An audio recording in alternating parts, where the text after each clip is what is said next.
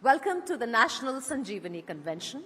This is part of our far-reaching campaign, Sanjeevani, United Against Cancer, a partnership we deeply cherish with purpose between Network18, Federal Bank Hormis Memorial Foundation, and Tata Trusts.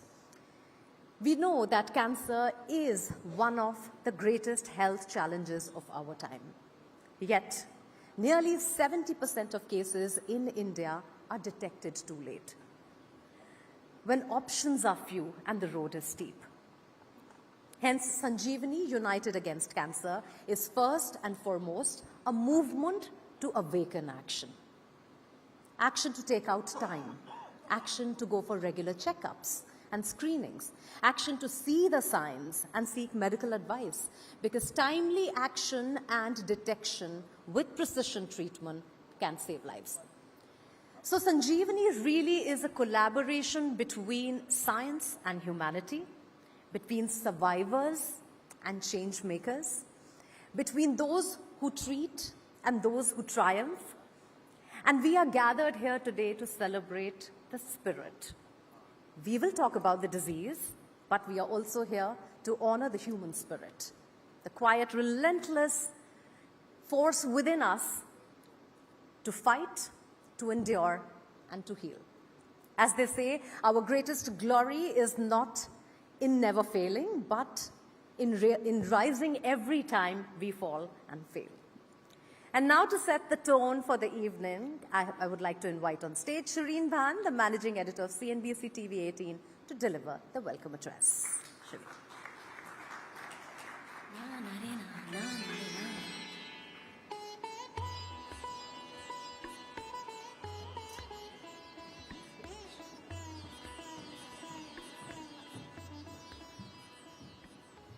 Thank you very much, Mugdha. Good evening, ladies and gentlemen. What an absolute pleasure it is to be back here, welcoming you all to the third edition of the National Sanjeevani Convention. Mugdha just gave you a very quick snapshot of what Sanjeevani is about, and it is today my honor to represent the Network 18 family on this very special occasion. We are gathered here, ladies and gentlemen, for a mission. It's a movement and a shared responsibility, one that carries the promise of saving lives. That is what Sanjeevani is truly about.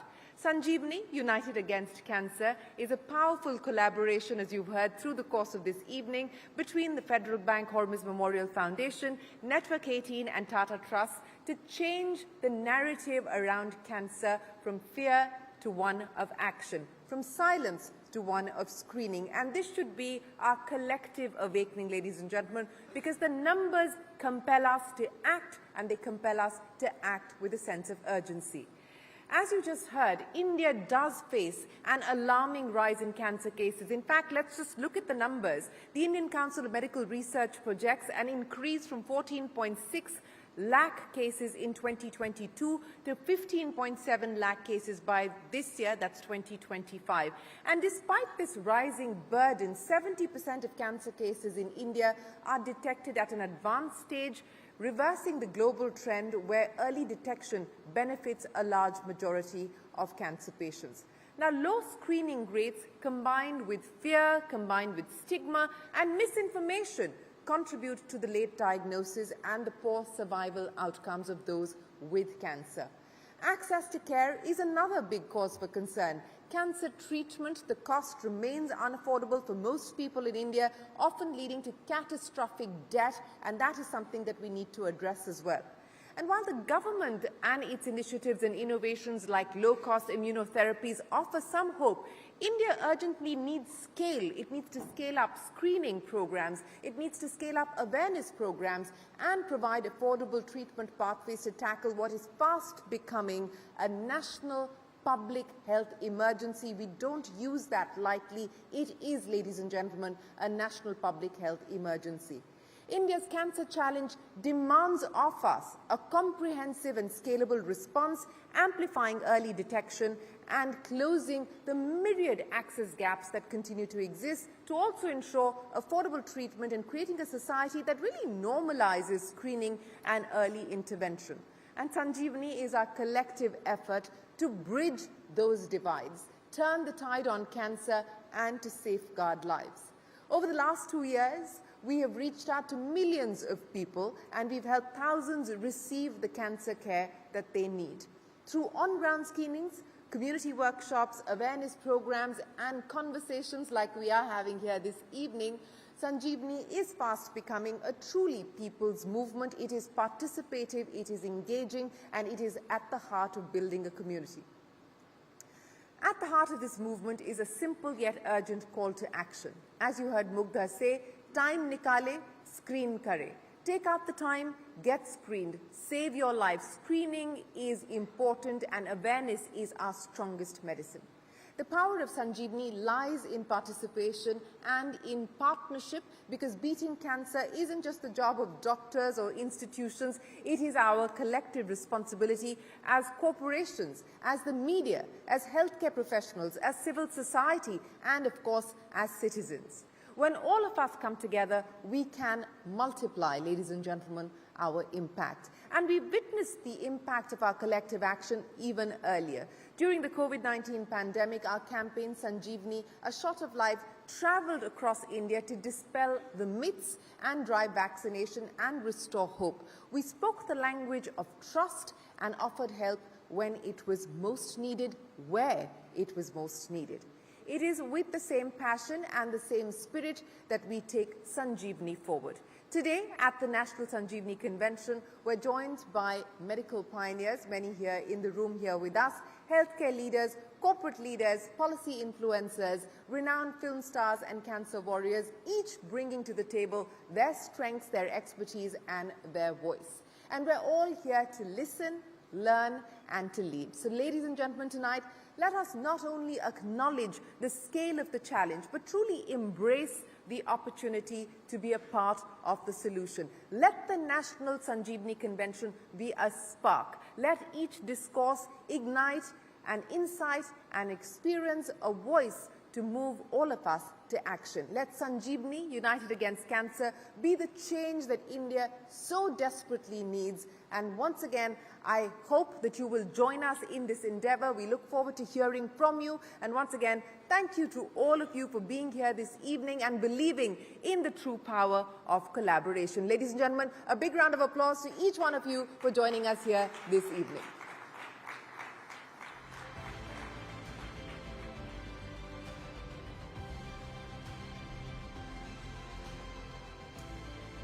Thank you, Shireen. Thank you so much for setting the tone of the evening. And it is my pleasure now to invite on stage our chief guest, Shri Prakash Ambedkar, Honorable Minister for Public Health and Family Welfare, Maharashtra, to deliver the keynote address to highlight the government's cancer prevention strategies and focus towards delivering affordable and accessible cancer care to all.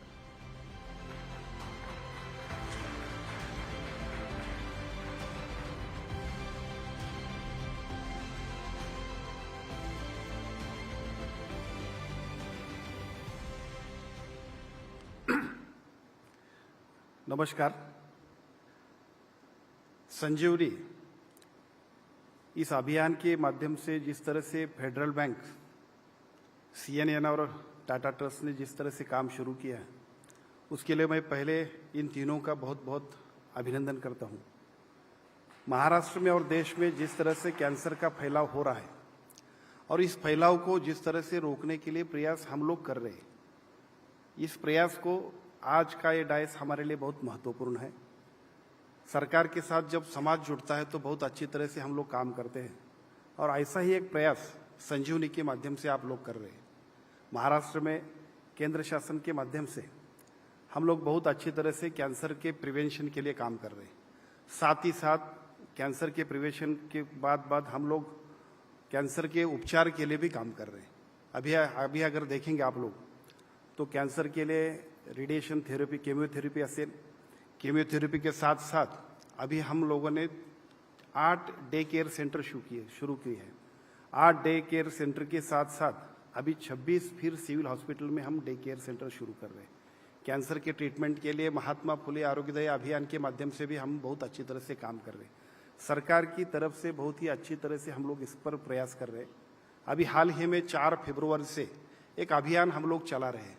कि जिस अभियान के माध्यम से rural area में, खास करके rural area में सभी महिलाओं का स्क्रीनिंग हम कर रहे हैं, जिस स्क्रीनिंग के माध्यम से 2.5 करोड़ महिलाओं का ब्रेस्ट कैंसर हो, ओरल कैंसर हो या सर्वाइकल कैंसर हो, इसके लिए हम लोग स्क्रीनिंग कर रहे हैं।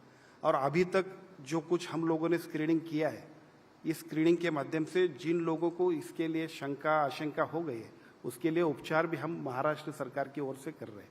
ये काम हम जिस तरह से कर रहे हैं, साथ ही साथ अभी दूसरा एक आप लोगों को भी परिचित होगा, और अभी समाज में जो दूसरा एक काम चल रहा है, 9 से 14 साल के बच्चों को भी एचपीवी की लस जो हम लोग दे रहे हैं, केंद्र शासन के माध्यम से उसके लिए एक अभियान चला जाएगा। उसके माध्यम से बहुत प्रिवेंशन के लिए एक महत्वपूर्ण काम महाराष्ट्र सरकार भी कर रही है। ये सभी काम हम जिस तरह से कर रहे हैं, उस काम में जिस तरह से आप लोगों ने सहयोग दिया है, उसके लिए मैं आपका अभिनंदन इसलिए करता हूं कि अभी इसकी बहुत ज़रूरत है।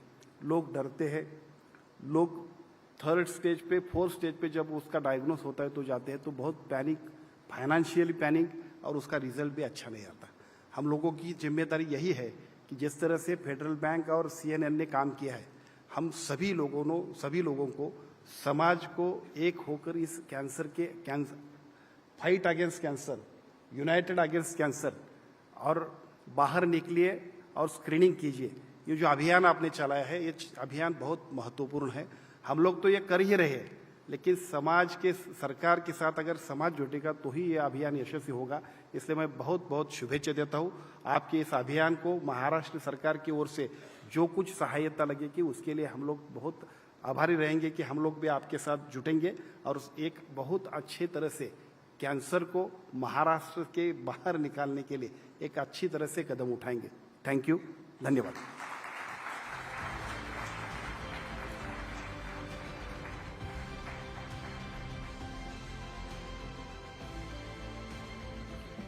Thank you, sir. Thank you so much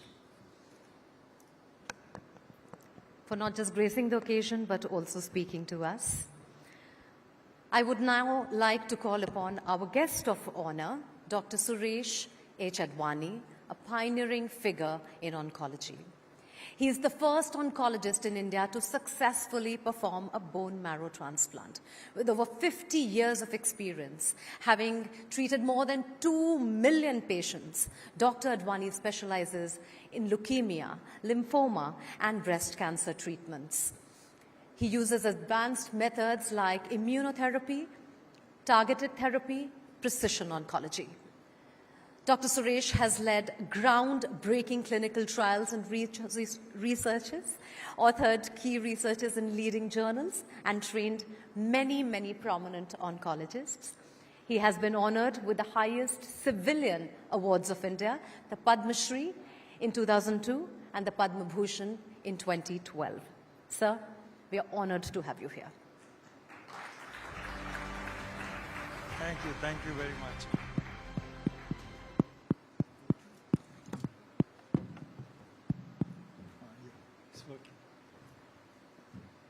Yeah, good evening, friends.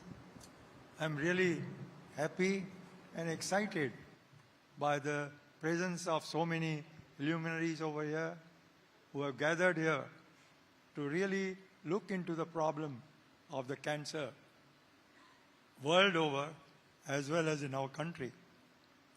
I must congratulate Sanjeevani Trust that they have really taken up this fight against the cancer. Actually, it is not the fight. It is just that we have to modulate ourselves to really see that cancer disappears. I think that's the whole idea about why we should join together and take care of the cancer in our population. As all of us know now that the cancer is rapidly increasing. There are 1.4 million new cancers every year, a huge burden on our country and health system. All over the world, the cancer is increasing very rapidly, more so in the underdeveloped countries. And that's why I think we have really a big task to be ready to fight with the cancer. The fight with the cancer starts at 3 pillars. We have 3 pillars where we have to unite and take care of it. The first one is the awareness and prevention. I think if you ask me what is the really most important which will create the healthy society is the awareness. Awareness about the disease, awareness about its early signs, awareness about its impact. That awareness creates a tremendous improvement. I can just share with you what has happened in India. India, breast cancer is common. In cities today, 1 out of 28 ladies, all cities, whether it's Bombay, Delhi, Calcutta, Madras, everywhere, 1 out of 28 ladies are going to suffer from the breast cancer. Huge number. In US, New York City, it is 1 out of 8. So they have bigger burden. And if you look at the whole thing, that the breast cancer is rapidly increasing. It's more so in the cities with a particular lifestyle. It's less common in villages. However, I must emphasize, the most important thing is awareness. Awareness in the city is definitely better. Awareness in the villages is very low. So what do we see? All patients who come from villages, 3-tier cities, they come with an advanced stage. 80% of them come with a stage 3 and 4. Why look at Bombay? Bombay today, 50 to 60% of the patients that we see are in stage 1 and 2. So that's the difference. That awareness, information, knowledge can make a big impact in terms of the early diagnosis. Of course, we have also the prevention. Apart from awareness, we can prevent the disease. How can we prevent the disease? All of us know that how mouth cancer, esophagus cancer can be prevented by just stopping the tobacco. Lung cancer can be prevented by just stopping the smoking and air pollution. Similarly, the breast cancer is also one of the most preventable disease. You will wonder how we are talking about prevention of the breast cancer. Actually, it's very simple. Look at the whole data in olden days. People were there, population were there, but breast cancer was rare. Why? Because of the changing lifestyle. The number of breast cancer has increased because of the changing lifestyle. And I will just tell you 3 factors which have played a major role in increasing the breast cancer. First one among them is the way we work or do the physical activities.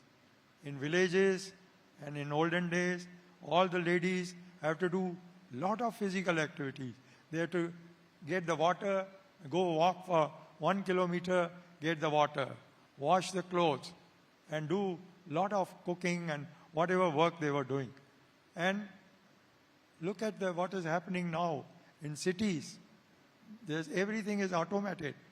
Everything is automated. And therefore, physical activities have come down. Right from the children onwards, physical activity has gone down because of this mobile and all the TVs and all. Physical activities have really come down. And that is one of the major factors for the rise in the breast cancer. And the second, which is major factor, is also the age of marriage and age of the first child. The data is very clear-cut that those ladies who got married before the age of 25 and had the first child before the age of 25, the incidence of the breast cancer is less than 1/3 as compared to those ladies who have married after 25 and have the first child after 25. In US, I am told now that the age of marriage is going to be 35. And the age of the lady at the first child is going to be 37. And they are going to face a real big problem in terms of the breast cancer. The number will increase in there. Same way you look at in India, in cities, who marries before the age of 25? Hardly any. I can't remember any of my relatives who were married before 25. But you go to the village, by 18, 20, they are married, and by the time they are 22, they have a first child already. So look at what is happening in terms of the physiological changes which are happening because of the these factors. So I think awareness and prevention is the most important factor in terms of the cancer control or cancer prevention. The second thing which already have been discussed is the access to the treatment. Of people who are unfortunate do not have the access to the treatment at the time of the diagnosis, or those are the one who get the late diagnosis, and late diagnosis leads to the worse outcome in terms of the treatment as well as the cost increases.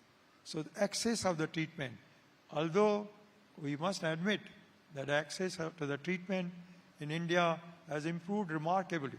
Remarkable. In my 50 years, I have seen absolute change. But moment you go out of the big cities, the access to the treatment drops down. It just drops down. So we have to really see that each one of our population has access to the treatment. And that's where I think the voluntary organizations like Sanjeevani can play a major role in terms of developing all the proper access. And lastly, of course, I think which is also important part of our functions today is the funding for these people as well as the psychological support. The patient needs lot of psychological support. The patient relatives need lot of psychological support. And that's the only way to make sure that we finish the treatment. And that's where I think some of our patients, survivors, can also play a major role. They can really talk to the newly diagnosed patient and give them a healing touch. And that's how they will be able to really progress further. So I think today we have gathered here not as an individual doesn't matter, but we have gathered here as a joint force of hope. The hope to really make sure that the cancer burden is eased in our population. The cancer burden has to come down. The cancer burden has to be easy, which means the early diagnosis. And all of us know that there's a truth in this, that early diagnosis saves the life. There's no question on that. Nowadays, you find so many breast cancer who have been diagnosed early, they are cured and they are living a normal life. That way, many other diseases, early diagnosis has played a major role in terms of the cure. So I think this joint effort, producing the hope for the betterment of the patient, hope to diagnose the disease early, hope to give the better access to each and everyone in our population, and the hope also to drive away the fear, the stigma, which people feel that they have the stigma because of the diagnosis of the cancer in their family or in the patient. And all these fears are myths today. And there are no real standing. Like I think our guest, she mentioned that many people have a myth in their mind. Everybody almost. The moment we say that we want to do the biopsy, they'll tell us that will it spread after the biopsy? And that's an absolute myth. It's so difficult sometimes to convince a patient that we must do the biopsy to get the proper treatment. So I think, ladies and gentlemen, I'm not here to give a big lectures.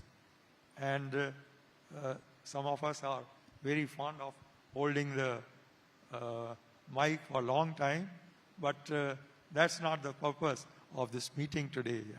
The purpose of the meeting is to make sure that each one of us understand our responsibility and join together to really help each other, help our government, help our NGOs, help our medical institutions to really carry out a Herculean task of prevention and controlling the cancer. Thank you very much.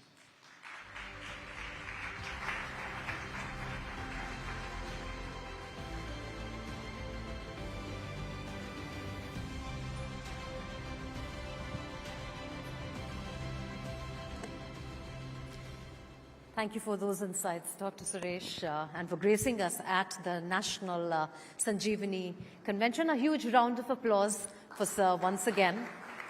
As you rightly said, and that is what this convention is also all about. It is our effort in bringing together many thought leaders who are from across sectors, who have seen the disease from close quarters, and are determined now in their resolve to improve the cancer landscape in India. Well, it's now time to introduce you to our esteemed partners. First up is KVS Manian, the MD and CEO of Federal Bank. With a wealth of experience and proven track record of success in the banking industry, KVS Manian brings not just leadership, but a deep commitment to Sanjeevani's mission. He is a true champion of the cause and has been instrumental in aligning corporate purpose with public health impact. We also have none other than the acclaimed actor Vidya Balan with us, a powerful advocate for the health awareness campaign, and Vidya Balan is the beating heart of Sanjeevani since a while. Her voice has helped break the silence around cancer. It has encouraged countless men and women to prioritize their health and go for early detection, screenings, and go towards self-care, really. But before they both join us on stage, I would like all of us to watch this film where Vidya really walks the talk.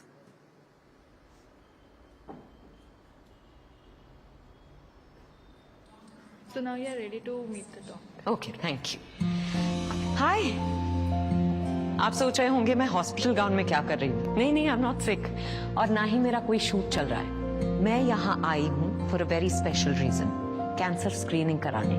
और इसी बहाने आपको भी याद दिला दूँ कि cancer screening जरूरी है. Hi Vidya. Hi, Doc. Are you ready? Yes. I'm so happy that you decided to get screened. I hope you're not scared. I am nervous. Well, डरने की कोई बात नहीं है. I can assure you that cancer screening is much easier than playing the role of a bhoot. Okay. बाकी test तो हो गए. Let's go to mammogram. Yes, doc. चलिए, let's get screened. It's done. शुरू में थोड़ा अजीब लग रहा था, but after a few minutes, I was fine. Hi, doc. You were right. There was really nothing to worry about. I'm so glad, Vidya, you're done with all your tests. Takes around 2 to 3 days for the test results to come back. When they're back, we can connect again and discuss the next steps. Hopefully, no next steps. Doc. Oh yeah, of course. You take care of it. Will do. Thank you, doc. देखा आपने? It's not that difficult. और अगर मैं कर सकती हूँ, तो आप क्यों नहीं? और symptoms का wait मत कीजिए. Time निकालें और screen करें. Please.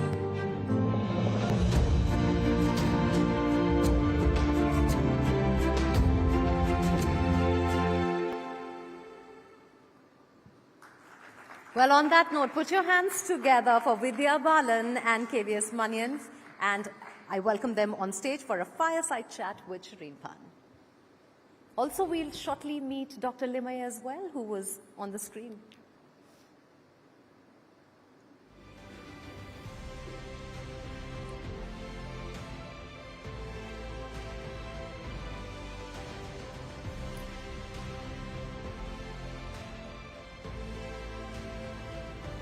Ladies and gentlemen, it's wonderful to have Vidya and KVS Manian back with us on the Sanjeevani stage. I remember our last conversation, so it's great to have you back here, Vidya and Manian. You know, as I was listening to you, Doc, I was ticking the risk factors and all the risk factors that I need to worry about, and I clearly a high-risk category at this point, and I better go and get myself checked. But, you know, the point of Sanjeevani, as we spoke of early in the evening, is to really create awareness. And Vidya, you know, I want to talk about that film, because as you walk out, you crossed your fingers and you said, I hope there are no next steps. Yeah. And that's really the fear that prevents us from even attempting to screen, right? Yeah, absolutely. Firstly, good evening, everyone. I think fear plays such a huge role in, you know, in us getting screened regularly. Like, I have so many friends in recent months. 2 people very close to me have gotten detected with cancer, one with throat cancer and one with breast cancer. And in both cases, you know, in one case there were symptoms in the girl who has throat cancer. The other one went for a regular executive checkup. Yeah. And that was not what she was expecting to hear at all. So, you know, and you don't think that you want to get screened because you're like, no, until I have symptoms, you know, kuch nahi hoga. Because we all want to believe that cancer still carries a huge stigma because there's so much fear of loss of life. But what we're not recognizing is that things have moved forward to such an extent today that early detection can really help. So in her case, she's also at an age where she should have done the screenings regularly, and maybe she would have figured before the executive checkup that she had breast cancer, but she didn't, and then it was in an advanced stage. But in both cases, I'm very happy to report that, you know, they're both doing very well. Their treatment is progressing. Yeah, I think we have to find solace in these examples, you know, and the more I look around us, the more, you know, incidents of cancer are being seen. But that much more, and doctor, please correct me if I'm wrong, I think that many more people are also healing, are coming out of it. And that is very reassuring.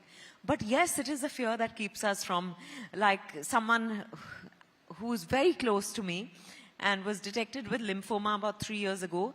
He said, you know, every time I entered a hospital for anything, I'd not look at the cancer department. I was like, I don't even want to look in that direction. So when he got detected with lymphoma, I think it hit so hard. It was the thing you were running away from. So I really want to say that this campaign is very close to my heart because, you know, I've seen someone be saved, heal, and go into remission thanks to early detection. You know, because life happens. But it's what we do with it that determines finally how lives turn out, our lives turn out. Absolutely. I think as you, you know, articulated here, narrating the incidents that you've had a look at from close quarters, that you know, these are things that you don't expect, and especially if you're asymptomatic, you don't even want to think about it as a possibility, but early screening does help, as Vidya just pointed out. But Vidya, are you now being much more mindful about how you approach not just, you know, cancer, but health in general? Oh yes, absolutely. I think, you know, I was someone who's had a history of niggling issues since the time I was a kid, you know, gastric, hormonal, blah, blah, blah. So I think I had no choice but to take charge of my health early on. But I do think there is more awareness, more responsibility, and this is a multi-pronged approach. It's not just, I think, about exercise, about the food you eat, about the amount of sleep you get, about the water intake, but I think it has so much to do with mental and emotional health. Which is also something, I think physiology is greatly impacted by our emotional and mental health. And that, I think that's something I've seen, you know, in a lot of people who generally are it's not about being positive and not having a positive attitude, but saying that, you know, I just want to do the best I can for myself. Yeah. Before we go out and conquer the world, we have to do our bit for ourselves. Absolutely. Before doing anything for the world.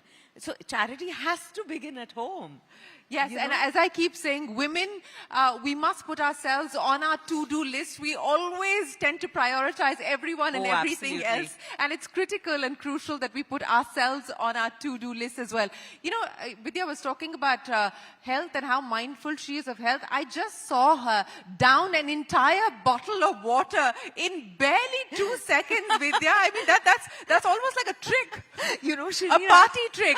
I have to admit to you that I can down a liter of water at a time. In one go? In one go. So people around me think that it's insane. But I have an insatiable Thirst. need for water since the time I was a kid. You know, and I don't know, I can keep having water. I don't even know if it's healthy, not healthy, but I actually think that I have quite a bit of water, and that, despite, like I said, the niggling issues, that's also held me in good stead. If there's an award for water drinking, it could go to Vidya Balan. I I'm wish there telling was you, I've something never like seen that. anything. I've never seen anything like that. But KVS, let me come to you now. And you know, we've been doing this together with Federal Bank. But before I talk to you about Sanjeevani, congratulations to you and Federal Bank, now India's 6th largest private bank. So a big round of applause to you and your team. But you know, bankers talk numbers. So let's talk numbers and let's talk about the outcome of what we've actually been able to achieve so far with Sanjeevani and what we intend to now amplify and give further momentum to. You know, if I talk about sheer numbers, I think we've been able to, apart from the direct impact that the campaign has had on probably crores of people, but directly we've been able to help about 20,000 people in the last 2-3 years. And I think the way we are scaling up, probably we'll do 20,000 this year, right?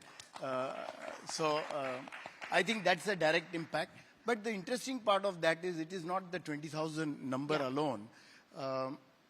You know, we have also evolved through this journey over 3 years as to how we do this. Earlier we started off as just helping awareness through the Sanjeevani, the campaign. But then later we realized that it's also important to support directly, right? So we changed the overall program in our sense to be a mix of awareness and direct support to people. And interestingly, when we figured the second part out, you know, we realized that the quality of that support, sometimes you can, you know, many people can have insurance for their medical, but we have found people struggling with the travel costs, staying costs, and ancillaries. And those are very high costs. And those are very high costs, and especially in remoter parts, you know, those become the problem of actually getting access.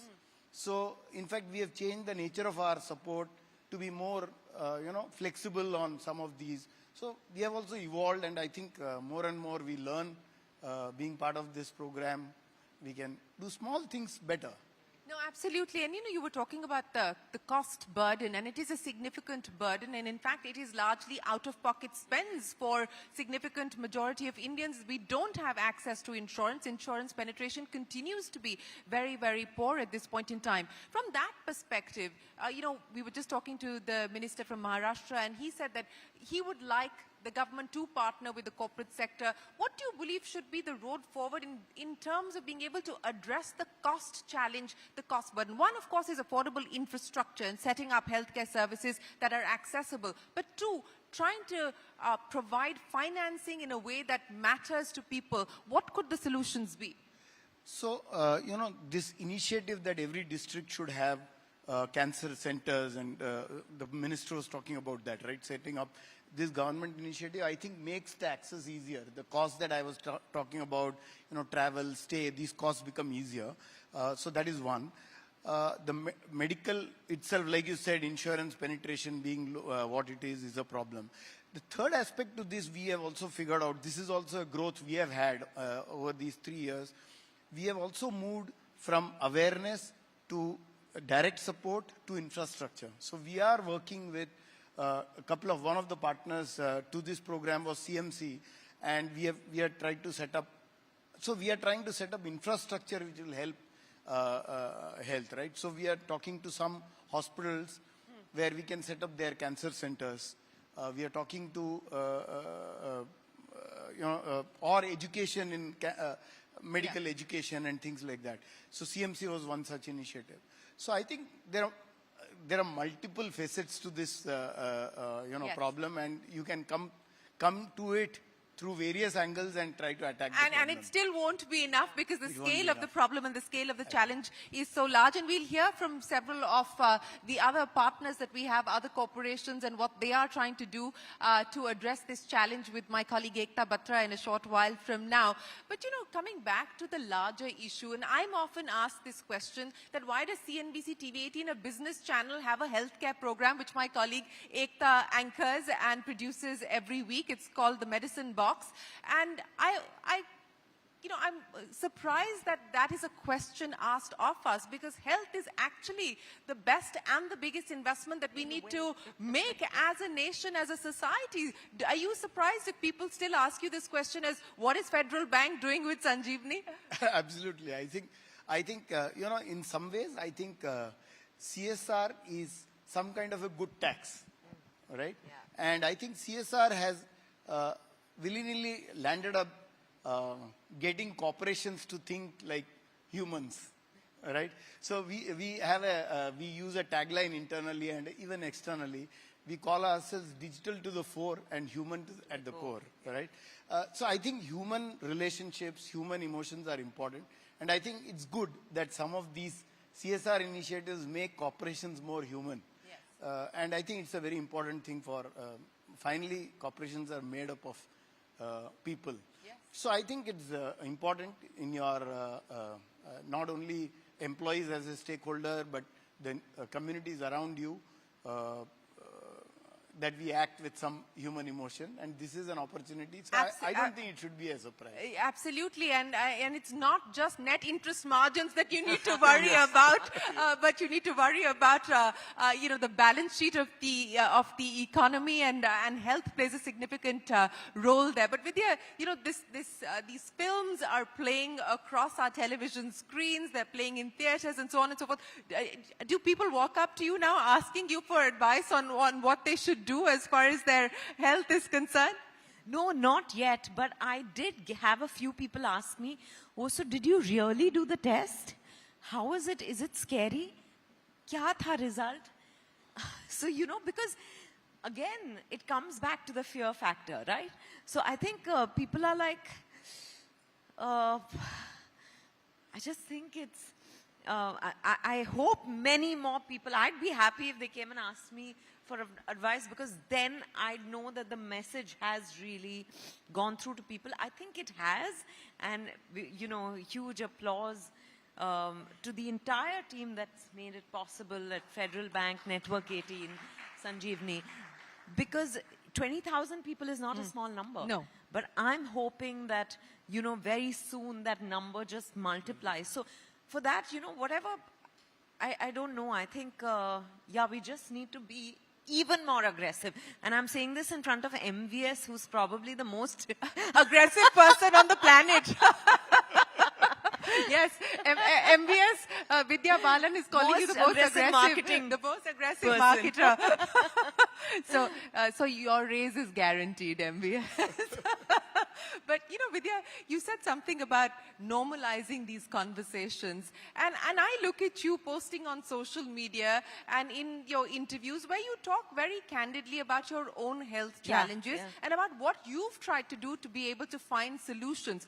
This is not usual. We don't really see people in the public eye especially talking about what they're going through or how they've tried to address it. What made you want to do that? What made you want to be open about what you're going through? I don't think it was a conscious decision. I think it's just perhaps who I am. So I love sharing with people. I love hearing people's stories. Also, if I've benefited from something, like in between I was talking about an anti-inflammatory diet and everyone thought it was an endorsement, and it wasn't. You know, I pay them. They don't pay me.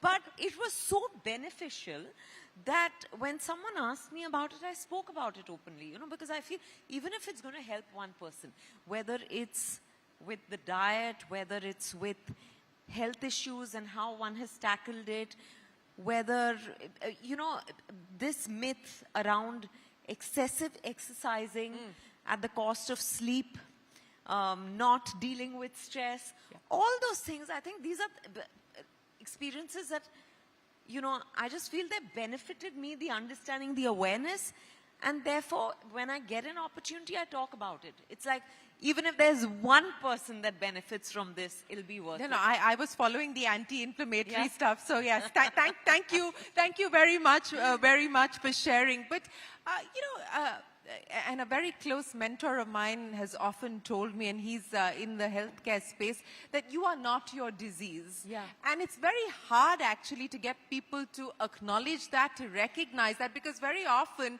especially when you know you're afflicted with something like cancer, it's almost like cancer has happened to you and you become the disease, and there is nothing else or nothing more to you.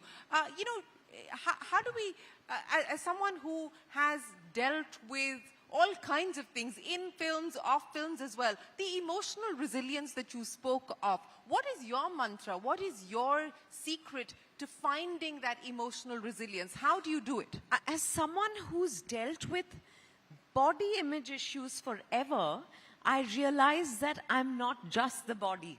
It was a lesson I learned over time. So even when it comes to, you know, any health issue, there is, okay, this is happening to me currently, but this is not Who I am. I'm not going to let this define me. It's like you have to let it flow. It comes and goes. So, you know, I think I had that realization early on. But I do think that, you know, we need to also have a lot more counselors, health counselors, people that can talk not just to patients. And I'm not just talking about cancer. Cancer, very importantly, like I said, because of the stigma, but even otherwise. You know, so I think taking care of your mental health, getting that support, being able to just share with someone your insecurities, your fears is so important. But equally, I think, like Dr. Advani said, it's also the caretakers who need it. Yeah. It's also the medical staff that needs, because we don't even realize what they're going through. And then I think also, especially in the case of cancer, there is a lot of PTSD. Yes. You know, because you deal with it when you're going through it. And after that is when, you know, it changes who you are in a way that's not,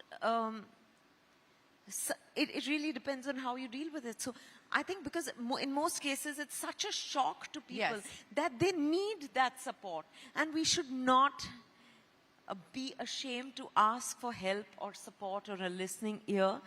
And we have to make that accessible and affordable.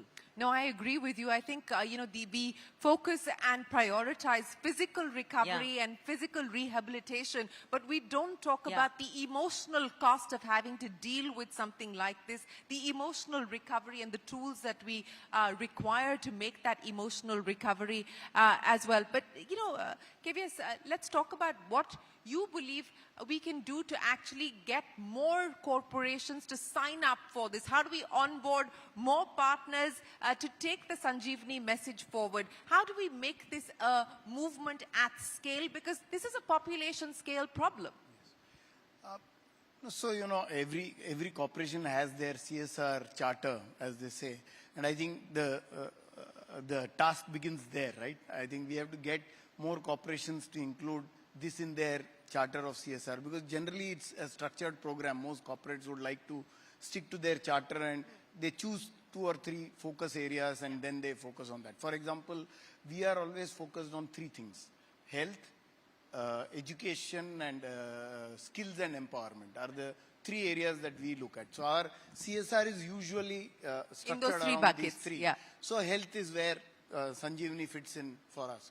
So I think it's important to get this right at the charter stage. And I guess there is nothing more than continuing effort like this. Yes. The awareness is not only about awareness for people who see this for screening, but hopefully this is also creating awareness amongst corporate executives who are going to see this program on CNBC. Yes. Even they will get more aware of a program like this. So I'm sure this is the only way going forward. And hopefully these conversations will be normalized at the workplace as well, and that is what we're attempting to do, and that is a core part of the campaign in this season specifically, is really mainstreaming this within the workplace as well. But do you have a health regimen that you follow religiously? I know your detox method is singing, but outside of that, what do you do to stay healthy? No, so, about 15 years back, I used to be a smoker. I used to smoke 15 cigarettes a day. I decided to quit cigarettes and then really got on to my health kind of regimen. It's not very complicated. Have the right food, sleep well. Vidya talked about it. Sleep well, have the right food, exercise, moderate exercise. And sing a little bit exercise, also. And once in a while relax, sing. Now I'm trying to learn meditation. I'm bad at it, but... Why are you bad at it? Because your mind is wavering. Yes. So, I'm trying to fix that. So that's the next edition of Sanjeevani. We'll have large meditation workshops and get people to take that forward. But you know, Vidya, for all the young women, especially young girls who are watching this, and I want to go back to the comment that you made, that you've always had to deal with body image issues, because there is a certain type, there's a certain template that we've glorified as what constitutes as beautiful or what constitutes as beauty. In fact, just I think the other day, Zara was in the news because they were pulled up for using very thin models in their ads, and it creates this unnecessary burden of expectations on what women must look like. But we're in a social media world where everything is reels, everything is filters, and so on and so forth. What gave you the courage, or how did you actually overcome issues of body dysmorphia that have now become so common? You know, I think I had no choice, honestly, because I wanted to be an actor. This is the only thing I've ever wanted to do. And I was getting the opportunities. I was not going to let that stand in between me and my dream. And you know, I say this with a great amount of gratitude and joy that my body has never stood in between, my body's size has never stood in between me and my work. Yeah. You know, which is why even at my biggest, I was doing films, I was getting as many opportunities.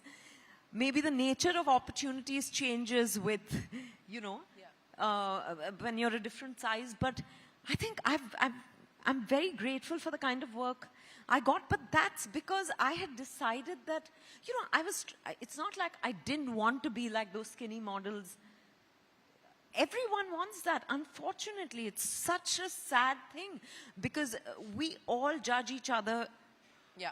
For our appearance. Yes. You know, body, skin color, even today, and it's shocking, but it's true. So I think, and I started faking it till I actually made it. You know, yeah, they say fake it till you make it. I started saying I love and accept myself just the way I am. I started working with a healer 14 years ago, and that has been very, very helpful.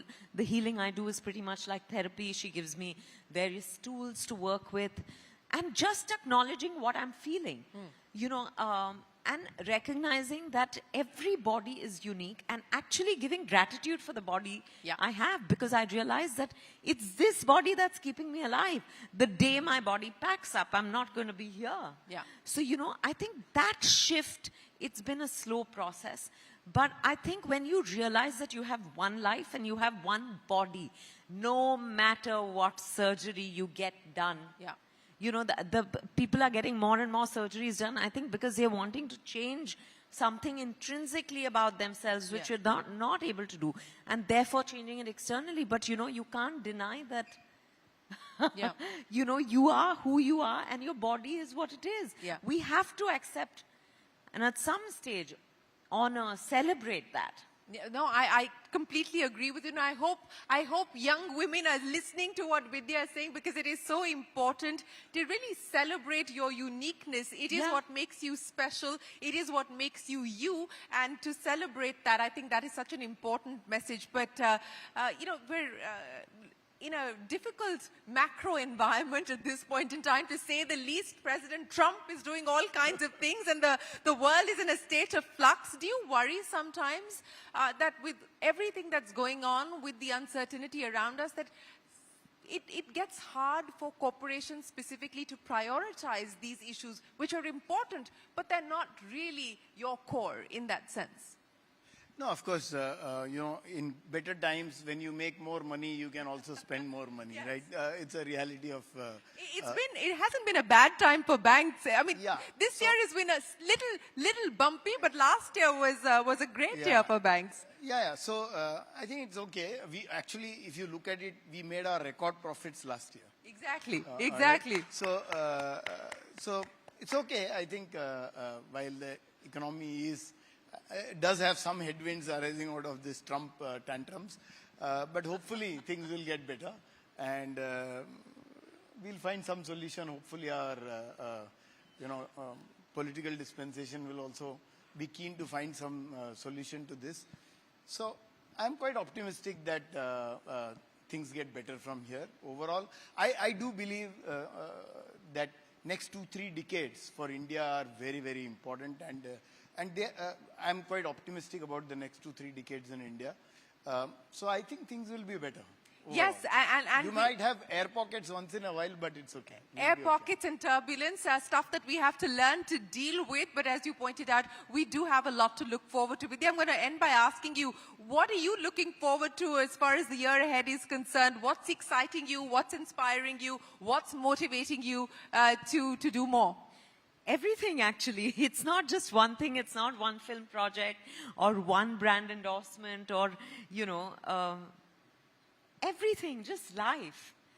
Especially post-pandemic, I think the one thing that's defining my everyday is gratitude. Even at the end of a tough day, at the end of a day that I feel has not gone the way, I think gratitude is the only thing. And I think, therefore, I feel excited about everything I do, because I feel like, oh, wow. You're here another day. Yeah, absolutely. And I look forward to all the work. I'm starting a film in a couple of weeks from now. So I'm not at liberty to talk about it, but it's exciting. But besides that, like I said, life.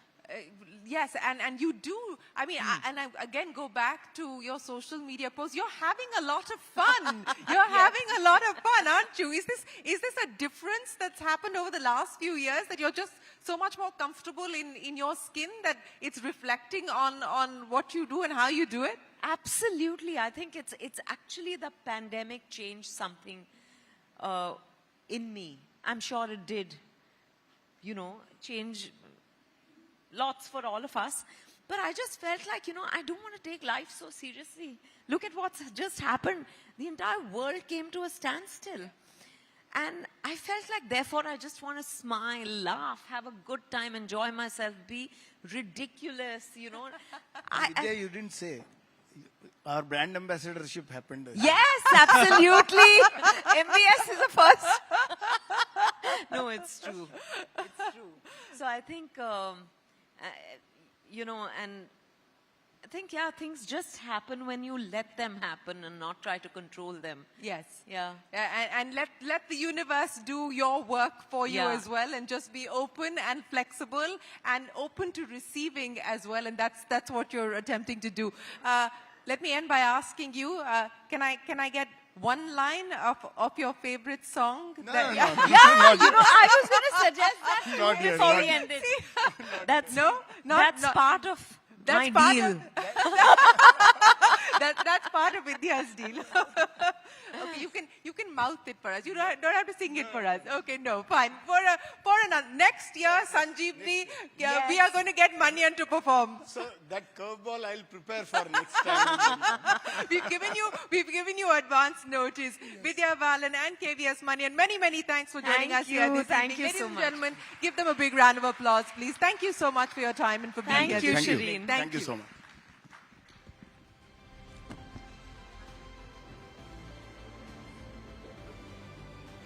Thank you, Mr. Manian. Thank you, ladies. Thank you. That was a powerful conversation full of wisdom and also laughter. I would now like to call upon our partner and champion of the cause, Venkatraman Venkateswaran, the Executive Director of Federal Bank, for a special address.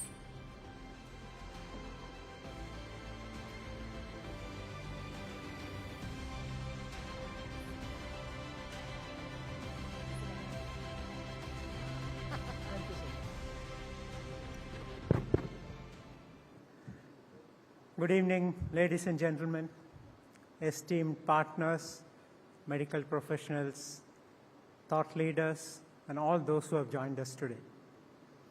It is with immense pride and heartfelt gratitude that I welcome you to this year's National Sanjeevani Convention. Sanjeevani, a landmark undertaking of the Federal Bank Hormis Memorial Foundation, is born from our deep commitment to societal well-being and brought to life in proud collaboration with Network18, the Tata Trust, and the constellation of India's leading hospitals. Together, we are expanding the frontiers of public health, not just through medical innovation, but through compassion, outreach, and relentless dedication. This bold journey began in 2023 with a vision to change lives. What started as a transformative initiative to bridge the gap in cancer awareness, early detection, and access to care has since grown into a nationwide movement of hope, healing, and human connection. We gather here today not just for a conclave, but for a cause, a deeply human one. Cancer, as we all know, has cast a long shadow on the lives of millions across the globe. In India, the numbers are sobering, but even more concerning is the gap in awareness, access to screening, and timely support, especially in rural and underserved regions, as Dr. mentioned earlier. At Federal Bank, we believe that institutions, just like individuals, have a responsibility beyond business. We are not just a bank that manages wealth, but one that believes in nurturing well-being, financial and physical. The Federal Bank Hormis Memorial Foundation, named after our visionary founder, late Shri K.P. Hormis, reflects something personal to us. It is not just a commitment to societal progress, but a promise to carry forward his values of compassion and purpose-driven growth. Over the years, the foundation has supported countless initiatives in education, healthcare, livelihood enhancement, and disaster relief. This year, Sanjeevani adds a powerful new chapter to that legacy, building on our momentum and widening the circle of care. Why cancer? Why now? And why us? Because early detection can save lives. We heard that earlier as well. Because access to quality care shouldn't be a privilege, but a right. And because we, as an institution rooted in communities, have the reach, the partnership, and above all, the will to act. We are proud to partner with organizations that share our vision and amplify our values. The Tata Trust, with their unparalleled contribution to public health in India, Network18, with its ability to take critical messages to every corner of the nation, and the many hospital chains who bring cutting-edge medical science and compassionate care to the heart of this initiative. Together, we are creating a network of hope. Sanjeevani is not just a campaign, it is a movement. A movement that will drive awareness, because the first step to fighting cancer is knowing about it. Screening, because early diagnosis is the most powerful treatment. And support, because no one should walk the cancer journey alone. Through this initiative, we aim to reach the thousands of people across the cities and rural India with awareness drives, free screening, expert guidance, and emotional and financial support where needed. We will use the power of storytelling, medical science, collaboration to break taboos, remove fears, and light the path to prevention and recovery. In closing, let me say this. We are a bank, yes, but we are also a beacon of belief. Belief in a healthier, stronger, and more resilient India. An India where people live not in the fear of illness, but in the confidence of timely care. Thank you to all our partners, the medical fraternity, our team at Federal Bank, and to every individual who makes Sanjeevani more than just a name. It's a lifeline. Let's fight cancer together. Let's create a future of health, hope, and healing. Thank you very much.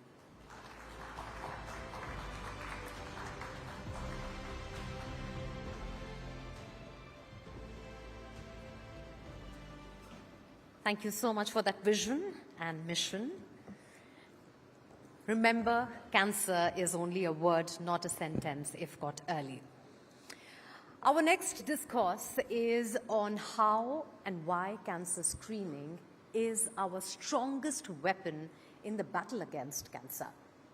To moderate this session on screening is Sovereign. I'd like to invite on stage Anand Narasimhan, Managing Editor, Special Projects and Senior Anchor, CNN News 18. Welcome. And joining him are our distinguished panelists. Put your hands together for Mridu Gupta, CEO, Capit India. Dr. Pattatheyil Arun, CEO and Senior Consultant, Head and Neck Surgery, TMC, Kolkata. Dr. Garvit Chitkara, Associate Director, Breast Surgical Oncology and Oncoplasty, Nanavati Max Super Speciality Hospital. Dr. Boman Nariman Dhabhar, Director, and Medical Oncology, Fortis Hospital, Mulund, and Senior Oncologist, Breach Candy Hospital. Honored to have all of you take out your precious time to be with us. Honored to also have Anand Narasimhan all the way from Delhi. Thank you, Mugdha. Namaste, Jai Hind, everybody. Thank you very much. And thank you to all the doctors. They've been a little patient. Dr. Nariman's been getting a little anxious because he's got OPD. So, you know, priority is always patience. So we get this conversation going. But first I have to say a heartfelt thank you to Federal Bank. Because this partnership with Sanjeevani was born and I've been there since its inception with COVID. And it moved into cancer. And it's been a phenomenal partnership, and Tata Trust has just added so much more energy in this fight against cancer. I think one of the biggest challenges that all of us face is this entire demon of that we call cancer, because it can surface at any part of our body. So we can't even count the number of bones that we have, even though we know the exact number, we can't tell you. But multiply times 2, that's the number of cancers that we can have. In my limited knowledge and understanding, that's what I see. Here's the thing. I want to ask you a few questions. How many of us are above 40 years old here? Right? Now let's see the number of hands, docs, okay? How many of us went for a full medical checkup, including a test or a screening for cancer in the last 6 months? How many of us, if there was screening right outside, will actually walk across and say, sign me up, I want to get screened? I said, they're doing it for effect. No, but good. But you see the change, sir?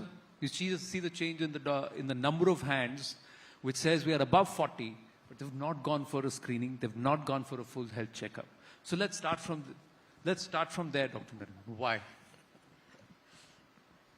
It's a very good question. The reasons are different in different parts of in India, I would say. In rural areas, it is mainly awareness. I don't think so there is really great awareness. Now, what does awareness help us? Primary cancer prevention also. What is primary cancer prevention? That is what Dr. Advani says, that before the cancer can strike you, you do things. That is basically primary cancer prevention. So this awareness is very, very low in rural areas. And I think so even in urban areas also to some extent. And secondary prevention is what we are all talking about, screening. So where a person may be affected and you want to detect the disease earlier. So let us make these two things. Of course, awareness helps in both primary and secondary cancer prevention. So here, in the rural areas, it is the awareness which is the major thing. In urban areas and in rural areas, here, in cities, what we see is, I think so, mainly an ostrich attitude. That fear, what Vidya told us, that fear that if I get cancer, what is it? So to some extent, awareness is also linked with that. So if you are aware that early detection and all those things, then it will make a big difference in screening programs, in primary prevention, in both. So it is the awareness which is the backbone, I feel. This is the ostrich attitude in this, the time not available and, trying to sacrifice your time for others. Those are the things which we see in cities more. True, but Dr. Arun, there is also this thought process where they say, why fix if it ain't broken? If my body is working, if my body is functioning, why do I want this entire tension? Why do I want to know? Does that happen? So there is an obvious benefit in knowing early. So we are talking about screening today. And that is when you think or you assume you are perfectly healthy and you go for an examination. And if something is picked up very early, the possibility that you're going to beat the disease is higher. So I think I'll go back to the first question. Why do you even worry about going to a doctor? It is just like a cigarette packet which says cigarette smoking is injurious to health. It has been there for ages. Have you asked a smoker, have you read that? It's not just information. It's how you internalize that information which is also important. Look at the gutka packet which is available 5 rupees. There are gory images of people with fungating tumors coming out of the mouth. But does that deter anybody from... People believe that this is not meant for me. This is meant for someone else. Yeah, this won't happen to me. It won't happen to me. What's inside is meant for me, but the outside cover is not for me. Yeah, exactly that. And so I think that is where we need to... Awareness is not only for rural people. Awareness is also for educated, sane people like sitting here and talking here in this small audience. Is to say that I could be one of them. And if at all I am one of them, why not get it early and get myself treated? Let me ask you this. Is this also not just about awareness, but also saying that, all right, I don't want to know. If I have it, I don't want to know. I want to manage till it comes to a point where I have to address it. Does that happen? And is that the reason why screening doesn't happen? And the other thing is we are focusing on oral cancer and breast cancer, but screening also is limited, isn't it? It cannot identify all possible types of cancer, and it's not cheap. It's a little expensive. And how somebody reads the screen or a report can also be different. Now, I've asked you a lot of questions. I've asked you a lot of questions, but these are things that are all coming to my mind. And it comes to anybody, so I'm just putting that out. So let's start from the first one. Yes, everywhere, urban and rural, especially women, they believe ignorance is bliss. If I don't know, I don't have to do anything about it. And in India, we have this thing ki koi buri baat mat karo, wo ho jayegi. No, let's not talk about it. So even if you go and start talking about cancer, they don't want to hear. On Women's Day, if we have cancer talks, people actually say that it's a happy day. Why do you want to talk about cancer prevention? So it's difficult to create awareness that actually penetrates. Like Doc was saying, they have to internalize it, which they don't do. Now, I'm going to give you an example. For cervical, you have a self-sampling kit now to do a cervical cancer screening. And that was given to corporates, about 16 corporates around the country. The corporates were sponsoring it for the women in their organization. It's available at your office. You can take it, do a self-sample, hand it over. 3.5% women undertook screening. They didn't want to be screened even if you bring it to their doorstep. So what was the reason for this? Right, then we came in later and we said, okay, let's do awareness. We will do a proper awareness campaign within the organization, do a behavioral change campaign. It went up to 30%. That's just 30% women even when you have all the information you need. So ask yourselves, why would you not do the screening? Science says that less than 5% people actually take action for their benefit. How many of us have said we'll go for a walk from tomorrow? And I'm going to start my diet next week for sure. We do it, right? 1st of January, we are all going to join the gym. How many of us actually do it? There is this behavior of not prioritizing yourself. The fear of knowing what is going to come, I'm fine, I can take care of myself. And that we see, it's not just urban, it's not just rural, it's urban also. So it's across the board. People don't want to know. There's a post-it on the wall, you know, it says, I'm going to start my diet from tomorrow. And I see it every day. So that's what happens. So It's still going to start tomorrow. That's what, no, so you look at it every day and I'm going to start it tomorrow. So that's what I'm going to start. I'll go to the gym tomorrow. I'll go to the gym tomorrow. So that tomorrow never comes. And you know the gym's going to be good for you, right? If you get started. Why do we do it? Nahi hota yaar. Sleep, late night. I had to catch up on my sleep. Sleep is important, you see. More than workout, sleep is important. So exactly. And So then my one work day, is more important than going to be screened. So it's the same thing. It's the same thing. Prioritization. Here at least you know that doing these things are going to help you. You know, being fit and all these things, you know. But in malignancies, what I have seen is people don't know also the benefit of screening. And unless this is told to them, like lung cancer screening, you know, proper lung low-dose CT scan, it is believed that they decrease the mortality by 20%. The mortality of those people who have been screened by low-dose.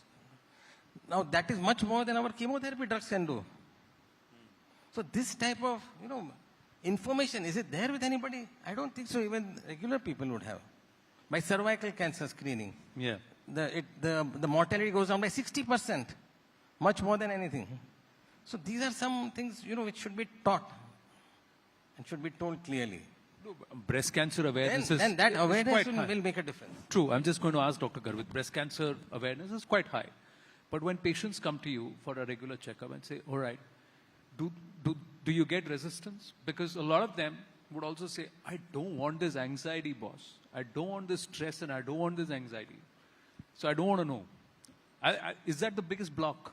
So there are, you know, when you're talking about my patients, there's a group which will be, who's aware and would want to take action on it. But that's a very small group, like she put it. It's less than 5% people who would really want to do something about it. Then there is a group which is aware, is scared because if I do the screening, something might come up and I might have to land up in this OPD. And then there's a group who would want to meet and would call and say, can you come and see me somewhere else other than the cancer OPD? So, you know, what I'm trying to say is, look, awareness, as you correctly put, awareness is maximum in the breast cancer group, in the breast cancer awareness, this thing. But when we are talking about awareness, there is a lot of misinformation also which is there. When we tell them that, look, you know, and I'm talking about educated women who would come to the OPD and there's a 6 centimeter lump which is there in the breast. 6 centimeters is a pretty huge lump to have. It's a tennis ball size lump. And I asked them, how is it possible that you're an educated woman, you've seen this, and this is not an organ which is hidden inside. You're seeing it every time you bathe and you're not able to pick this up. It's like, I didn't know this was cancer because it wasn't paining. This is the basic this thing that has been put in all the campaigns, that a painless lump is more likely to be cancer than a painful one. Let's elaborate on this, everybody. I'll come to the right also. Just like you said, you know, even an ulcer in the mouth, till the time you have pain, people would tend to ignore it. And somehow people have a feeling that if it's not painful, it's not cancer, and that's absolutely false. Yeah. Early cancers do not have pain. Only when they start invading the nerves, when they become big, that they start. So pain is an important symptom which people somehow, at the subconscious, it alerts them that something is going wrong in your body. Till you get pain, you ignore it. But pain is a function of the nervous system. But you say that if it's not paining and you have a lump or if you have something, it's far more indicative that something serious is happening than the pain itself. Because a lot of times when something is paining, it's more likely to bring the patient to me. Because there is pain and that pain needs to be addressed today and it is causing a problem with her work or his work or anything. But when it is painless, we tend to put it later. After Ganesh Chaturthi, after Diwali, after Eid, after my Bachchu ka exam, or after my husband or wife ka promotion or something or the other. So it's the pain, this painless thing which is causing more delays than anything else. Anything else? Yes, doctor? You're saying so? What he said is absolutely. When I was a registrar in Sion Hospital where I used to work, in the OPDs or in my night calls, at least every OPD or every night call I used to get 4 or 5 young guys with a chest pain. So they think that's a cardiac issue. They knew the chest pain means cardiac. Here people don't know that. So that cardiac awareness is so much high. Why not in oncology? That awareness was there. In Sion Hospital you get so many people from the Dharavi areas. And there, at least each and every time I used to get some chest pain and we would say, ECG is normal. So it is just that awareness what is still. No, so but a lot of times, even if you're aware, it's so there. They used to come here because they knew the chest pain. Like that lady where he said, the lump is there, it's not paining, so why should I? Something's happening in my mouth, I may feel, theek hai, chala jayega. Or after some time, the body finds its own coping mechanism. So let's just ignore it and let it be there. Now, how do you transcend that and tell them, hello, you got to go get screened? Do it. Even if there is no lump, you should get a screening done or a mammogram done. How can we do that? Don't we get regular checkups done for sugar? We go and get sugar checks done, your blood test. You go and get your blood pressure done. You know that you could have high or low blood pressure. Getting a cancer screening done should be the same way, that you get it done anyway. Like the doctors were saying, there's no obvious symptom for cancer other than a lump or something which you are aware of. We say that you need to be aware. Aware of what?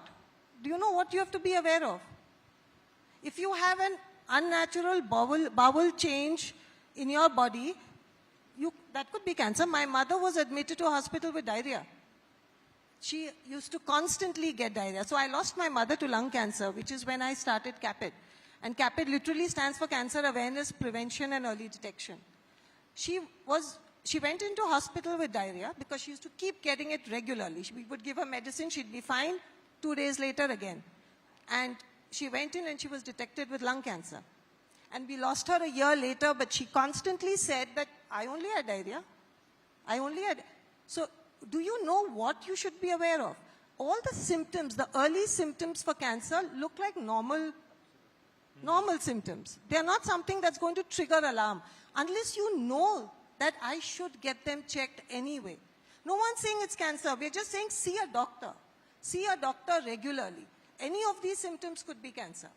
Any change in your identification mark on your body. You fill in your passport, no identification mark. That mark should identify you all your life. If that mark changes anywhere on your body, you should see a doctor. It's as simple as that.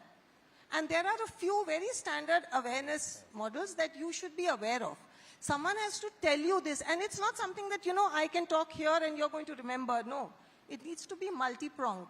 What have we done for smoking? Every time you see a movie, you'll see Mukesh ke phepade. Oh, he's squeezing all that tar out of his phepade.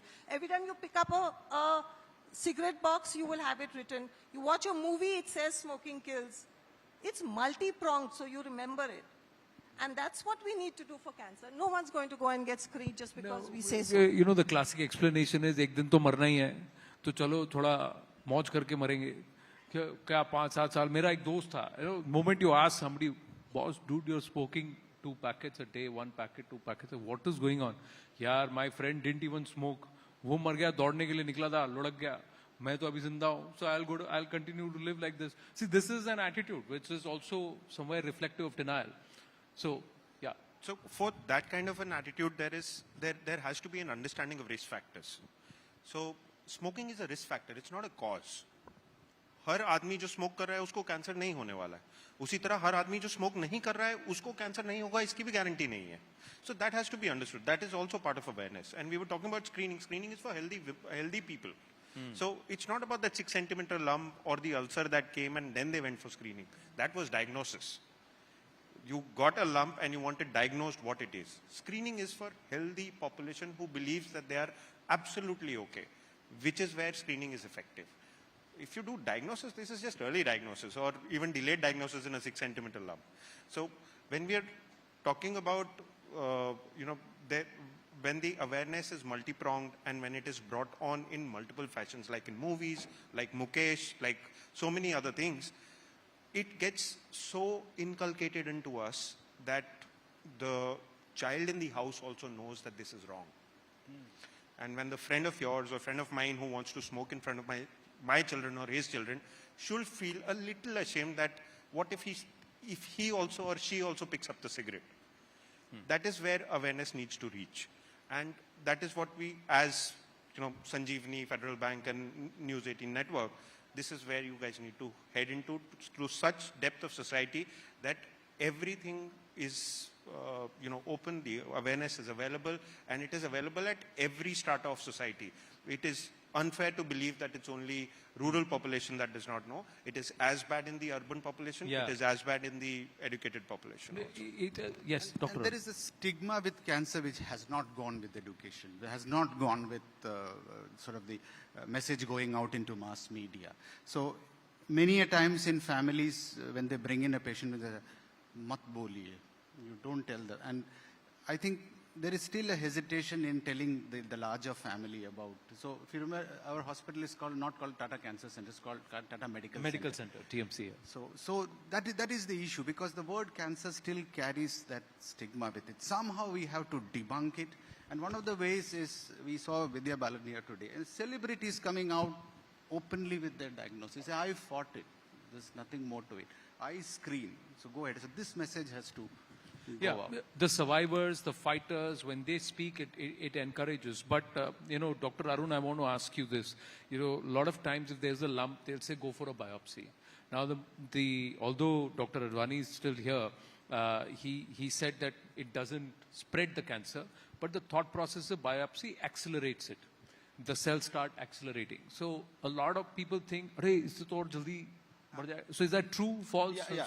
So how I explain is that you see, आप बाहर जाते हो and suddenly it rains, and you think, अगर मैं छाता लाता ना, तो आज बारिश नहीं होती.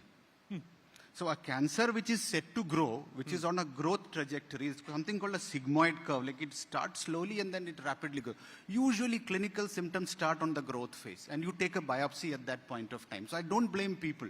So they see growth at a time when it is set to grow, and you take the biopsy at that point. They say because the needle suddenly accelerates it. Nothing. I'm seriously telling you, this is all, you are doctors, I am a layman, sir. This is what the thought process is. The moment you pinch that lump, you just suddenly trigger a mechanism in your brain, in your body, and that it just accelerates. So Anand, that is the answer. If I had taken an umbrella with me, it wouldn't have rained. But completely wrong. I mean, just wrong, to, right? yeah, it's debunked. It's a myth. It's a myth. Look, so if any time a biopsy is done, say for a breast lump, I do a biopsy today, there's going to be a little bit of swelling, a little bit of bleeding, which is going to be there. That's not the tumor increasing. It's body's response. It's inflammatory response towards a trauma that you gave to the tumor or to the body. It's not the tumor increasing. And biopsy is so important that it is going to give me so much information that if I don't do it, I'm not going to be able to start treating you, even medico-legally. So not just diagnosis, even now treatment is decided with doing sort of what markers kind of and prognostic and Absolutely. So I am a strong holder of awareness. Why I feel what he said is absolutely true. We can go one step further. It can be in the syllabus of our students about little bit of oncology, little of what is the role of prevention. Instead of studying history about 200 years back what had happened, why not put it in the syllabus so that everybody is aware that what are the advantages in our syllabus. In when to put it, I don't know, of course. So it could be something like the students only know, so they will tell their parents, it's time that you also go for a screening. And as he said, you won't smoke in front of them because they know what is it. So it may be in the syllabus, then where it should start from. There's another problem, Doc, and Mriduji, please also weigh in on this, that if I take the same report to 3 different doctors, they give you 3 different opinions. And there is this whole inherent confirmation bias. You will lean to the person who gives you the closest to what you want to hear. Correct? So how do I mitigate that? Doesn't this happen with the lawyers? So how do I do that? And, not experience with cancer detection or screening, but basic treatment. You go to a big hospital. I've got nothing against any big hospital chain, please. But the perception is, वो जबरदस्ती आपसे bill निकलवाएंगे, कुछ तो आपसे बोलेंगे, and it will only add to your stress and trauma. क्यों जा रहे हो वहाँ screening कराने? मत जाओ. Don't take it to that person. Oh, this doctor said this, that doctor said this. This doctor is the one you should go to. How do I deal with that? Because that itself is also a block. Because if I get a screening done, I have to get a medical opinion, right? Now, how do I trust that's the right one? That's a very difficult question to ask a doctor only. But I'll say 99% of the doctors will do everything in good faith. It's in any other profession, it will be like that. I don't think so. Why doctors are only told like that? You hear about lawyers, you hear about judges, you hear about politicians, you hear about everything, everywhere there will be. So in doctors, in fact, they are trained to work in such a manner that they have gone through all these things for 15 to 20 years before they are professionals. And they have gone through toughest of the circumstances. If I had to do a casualty duty in Sion Hospital where I worked, there would be some 50 admissions, 60 admissions. So we didn't sleep for a single minute also in the night. So after all this hard work, I don't think so anybody is going to give you a false advice. What is in their thought, they will tell you. It's just interpreted by the other person wrongly.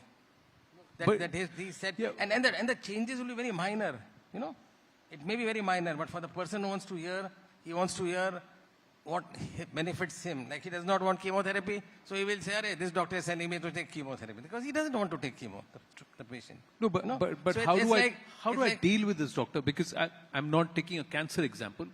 Let me say a personal example. So somebody in my family broke their hand. Okay, so there was a fracture of the bone inside the elbow. We went to the X-ray, the same X-ray. We went to one doctor. He said, "Abhi, immediately admit, OT, operation, 6 months it's going to take because 6 weeks cast. We have to reset the bone, open it up, and it's going to take. And uske baad haath pura khulega ki nahi, pata nahi, and all of that." We went to another doctor. I said, "All right, it's going to take 30 seconds. I'll reset the bone, put it in its place because it's just dislocated. It's not fractured. I'm going to set it, and within 2 weeks, the person will be all right. Only thing is there'll be pain when we reset it. So what do you want to do?" And it's 2 hospitals within 3 kilometers of each other. So obviously, the latter was opted for, and the person healed in 2 weeks. Now, how do I trust the system? So it's my personal experience. So now, and that's a broken bone which will heal, right? In this case, it's cancer. So here, every individual... So how do I trust the system? Every individual is a different person. You are not treating, you are not repairing a car. That you change the carburetor and it will be done. So 1 + 1 is 1. 1 + 1 is 2, sorry, in maths. This is medicine. So everybody else has got their own thinking process, what they have seen through their lives, through their experience, they will tell you that. Most of the time, I can tell you this in the best interest of the patient, they tell. But it is interpreted in a different manner. This is your interpretation. No, in the screening also markers, no doctor. So if I look at markers, you would look at the marker and say, "Listen, alter your lifestyle and let's look at it after 6 months." Somebody else may look at this marker, "Hey, I think you may have something." God, फिर नींद उड़ गई, tension, stress, and it starts a whole new cycle with this. So am I asking the right question or not? Is this not a human experience? Agree with me, disagree with me? No hands up. People don't. Nobody's agreeing with me. No, the question is right, but please understand the limitations are not just because of the difference in opinion, could be because of the grey areas present within the literature itself. So if, for example, a stage 1 breast cancer of a certain type comes to me, I would be advising, okay, because this looks like a smaller tumor, breast size is good, I'm going to advise a breast conservation surgery. Someone sees a medical oncologist, sees sir, and Sir feels that this is probably something that requires chemo first, and then that's what the guidelines say, and then go for surgery. Both of us are correct. The only problem was that both of us did not sit on the same table before we spoke to the patient. And hence the newer hospitals and the better hospitals have brought in the concept of MDT, which is multidisciplinary team discussions, where literature and the patient's problems are discussed for the best outcomes for the patient. And all these difference of opinions are not shown to the patient, are discussed in a closed room, and then an opinion is given to the patient, which is an MDT opinion, where the patient can follow up properly. I think there's also fight about which screening is better. I think at a time when doctors were considered to be like, you know, kisi ke paas gaya, he would give you the best and the fairest answer, and you trust him completely, surrender yourself to your family doctor, and you are done. But when you look at cancer, the way the disease is, we still don't know much about it. Even though we claim to be specialists, we claim to be experts sitting here, there is a lot of knowledge gaps in cancer. A stage 1 cancer in you may be very different from a stage 1 cancer in me. So obviously you'll have to treat it like a science, where this is an evolving science, a developing science. As science develops, you know, what was valid or relevant 5 years back may not be relevant today. So the key thing is the specialist whom you go to, we should be updated. We should be aware of protocols. It's a science, and every day new literature comes in, new science comes in, and you assimilate that. And you base your decisions on whatever knowledge is available currently at that point of time. So there may be multiple protocols. They may be equally effective, or there may be some which would be specific for some patients. For example, if you have a comorbid, you cannot take the treatment which is prescribed, then I will have to alter it according to you. So I have to treat you as a human rather than you as a stage 1 or a stage 2 cancer. And that's where many of the opinions vary between people. There may be multiple, there are, as you say, there are many ways to skin a cat, and they may all be right. But if it's an intelligent patient who seeks answers, you will have to don the coat of a scientist, tell him this is the evidence and this is what I'm going to do. Oh, the biggest challenge is also Google and AI. No, nothing against, it's just that the amount of information out there, overnight or within 48 hours. You have a cold or you could have cancer. You'll have everything there. But having said all of that, cancer for one still has some guidelines. There is still some structure for cancer. If a doctor has prescribed something to you, take it to another hospital, they know that you're going to show this. In India, to hum bhindi sabzi kharidne mein also we take 2-3 opinion. So health ke liye to we definitely take a second opinion. Everybody knows that. And they put it on paper and give it to you. So you can take it to another hospital and say, this has been suggested, what do you say? But the sad part is they go for the one which is most comfortable for them. They'll go for what is cheaper or what fits them better. Want to hear. But there are medical legal issues also involved. So everybody does their best and they do it as per protocol. So you can be rest assured that what you're getting is as per guidelines somewhere. There is a guideline for this. You may choose to do something else, but so again, I give my mom's example. When we went in, the hospital did everything. They did an X-ray for her, they did blood tests, and she had diarrhea. So, you know, she was definitely 72 years old. They are ripping me off. Ye to bade hospital karte hi hain. Dekho sare test karayenge. That typical thing she did. But they knew what they were doing, right? They were suspecting that cough and the diarrhea, and they checked her. And sure enough, she had lung cancer. So trust. Somewhere we have to build trust in the health system. And we have to know that for cancer, there are global guidelines. Everybody is following those guidelines as they are growing and they are evolving. We are all doing our best. All right, we're going to wind up. So let's give each person, about each of the doctors and the medical experts here, 30 seconds to convince all of us why we must time nikale, screen kare. Starting with you. You have to convince all of us क्यों time निकालना है और क्यों screen करना है. क्यों screening करना है. Time निकालना. Yeah, we need the monitors up here because we can't hear each other. To detect the cancer at an early stage, if it is at an early stage, you are cured of your cancer by only one single modality, like surgery. Suppose breast, surgery karke it's out. If this disease goes to an advanced stage, you require multi-modality treatment. Not only chemotherapy, you get immunotherapy, you get surgery, you get radiation, and so on and so forth. So early detection, cure, plus the treatment that you receive is minimal. So, yeah.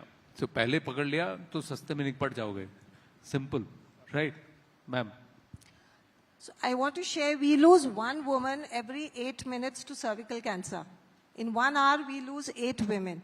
We have been sitting here for the last 2.5 hours. Do you know how many women we've lost around the country? You need to go and be screened. Well, we are women of almost 50% of the population. So gender parity, you can't lose it to cervical cancer. So those numbers have to be up. So that's another reason why we need to do screening. Doctor. Cancer is not a rare disease. In the coming years, it's going to be one of the predominant diseases in our community. Gone are the times when tuberculosis or cholera or infectious diseases used to be a scourge. It's going to be cancer. 1 in 9 people is what the WHO says by 2030. So be alert to the fact, be aware of that fact, and get yourself screened. Treat early, less morbidity, less cost, live longer, live healthier. Screen yourself. The silent pandemic, the biggest killer of all across the world is cancer. And it's not just one. Like I said, it's twice the number of bones in our body at the moment. Known ones. Yes. So since it's a media house and a bank, I'm going to talk numbers. So the most common stage in which breast cancer is diagnosed in a public sector hospital is 3, and 60% of people are diagnosed in locally advanced breast cancer. The survival is 60 to 70%, 5-year survival.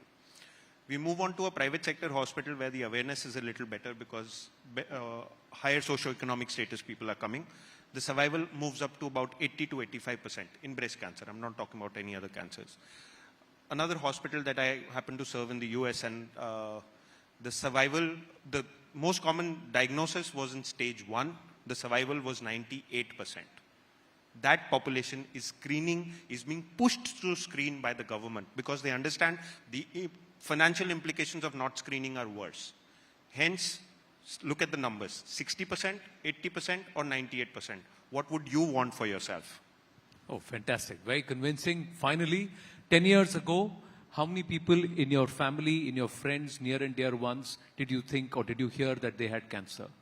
Today, all of us know somebody who's either had cancer, has battled it, or succumbed to it. Right or wrong? So it's creeping up. It's all around us. Now, do we want to be part of that statistic, or do we want to be part of the statistic that bucked it or nipped it in the bud? So we leave it at that. Thank you very, very much. Thank you. Thank you. Thank you. Thank you.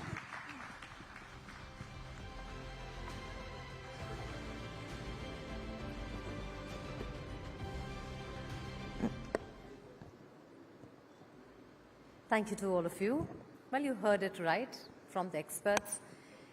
Time निकालें, screen करें, second opinion ले लें, पर अपनी journey ज़रूर शुरू करें if you do see symptoms that need to be addressed. All right, ladies and gentlemen, distance does not dim dedication. Hence, joining us live at the National Sanjeevani Convention is Dr. Sewanti Limaye, Director Medical and Precision Oncology at Sir H in Reliance Foundation Hospital. Welcome, Doc. We just saw your lovely video with Vidya as well. Thank you for joining us. Thank you for having me. It's a true honor to be a part of such remarkable initiative.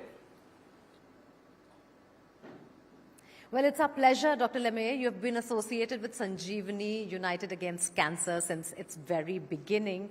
Tell us about the impact that Sanjeevani has created when it comes to actually saving lives, and what has your experience been with the entire movement? Thank you so much for giving me the opportunity to speak. As far as Sanjeevani United Against Cancer is concerned, it's a remarkable and unique initiative. I'm very proud that I'm a part of this initiative right from its inception, that I could lend my services to project this initiative forward, because I really feel this is one special initiative in the country. Now, through Sanjeevani United Against Cancer and through its slogan, Time Nikaalein, Screen Karein, you all have put the cause of cancer screening and early detection really front and center stage. And that is what is needed. In a country of 1.5 billion population, cancer screening is not owned by anyone. And what Sanjeevani United Against Cancer has done is it has brought this topic in the center of conversation. Everybody today is aware, because of this initiative, that cancer screening is mandatory. Cancer screening should be pivotal. Cancer screening should be owned by the masses, and that's what Sanjeevani United Against Cancer has done. I am proud to be part of this initiative, and I congratulate you for this remarkable work. Now, talking about the screening programs that we are involved in at Sir H.N. Reliance Foundation Hospital, our chairperson, Srimati Neeta Mukesh Ambani, our CEO, Dr. Mrs. Tarang Gyanchandani have all been very supportive. We have run a 1,000-patient high-risk cancer screening for lung cancer.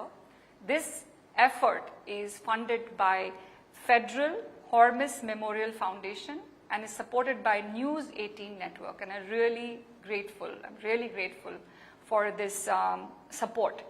What is happening through this initiative is we are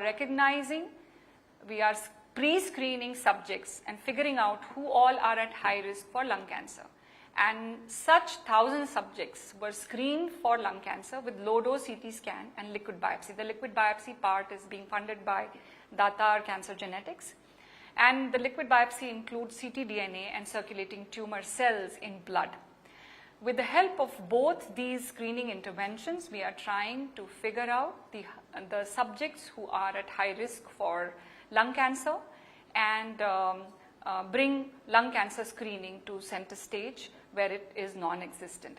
This project has been honored and selected for presentation at WCLC, World Conference in Lung Cancer. This is in Paris in September 2025.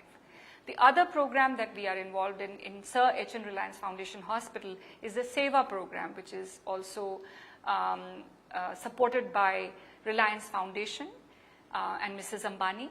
And this is a commitment to screen 50,000 women for cervix and breast cancer. And out of the 50,000, 27,000 women have already been screened. Dr. Swati Jha is leading the outreach program. And I'm also participating in those who have been detected as high risk. These high risk subjects are then come in for proper screening, physical screening at our center. This is being supported by the Sarthi initiative within the hospital, which is a cancer navigation initiative led by me. And here all the patients who are high risk get screened with specific tests, diagnostic tests that are performed within the hospital, and those that are already detected to have cancer, we have detected 30 cases already, are all getting free treatment under the SEVA program at the hospital. So this is the SEVA program, which is supported by Sarthi. It is playing out at our hospital. It's a unique program. And then we have, under the same initiative, SEVA initiative, we have also vaccinated 10,000 girls. We have vouched to vaccinate 10,000 girls between ages 9 and 16 with the HPV cancer vaccine. And this is to prevent cervix cancer. As you know, our Honorable Prime Minister has also taken forward an initiative where they have promised free vaccination for cervix cancer for young girls. This is an initiative to prevent cervix cancer, and they are also participating in early cervix cancer detection.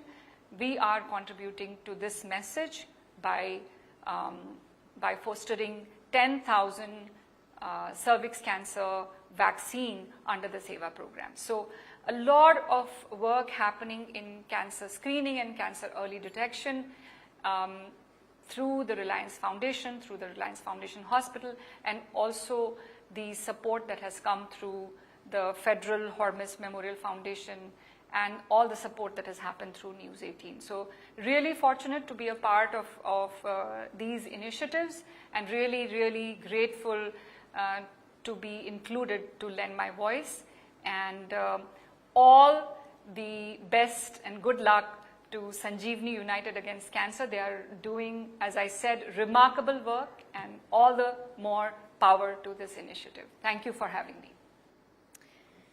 Well, Dr. Limaye, thank you for sharing with us that crucial message and joining us on the National Sanjeevani Convention and reaching global heights. It is indeed a very proud moment for us to know that Sanjeevani has helped launch a lung cancer screening program, the findings of which, as Doc mentioned, will be at the World Conference on Lung Cancer in 2025. With that, it's a big round of applause and a huge win. All right. Saving lives is indeed the core mission of Sanjeevani, knowing well that human spirit is stronger than anything that can happen to it. Let us explore breakthroughs in early detection now and diagnosis, which are reshaping the future of cancer care in this special conversation titled Innovations That Save Lives. To moderate this session, I'd like to welcome back on stage Anand. And as Anand comes here, it's now also to call our panelists. Join me in welcoming Dr. Geetha Manjunath, CEO and founder, Nirmay Health Analytics. Dr. Narayana Subramaniam, lead consultant, head and neck oncology, Aster International Institute of Oncology. Jose Peter, co-founder and CEO, Arogya Finance. And Sneha Datar, director, Datar Cancer Genetics. Anand, you took everybody out. I was almost worried. Where did everyone go? Welcome, welcome, ladies. Welcome, gentlemen.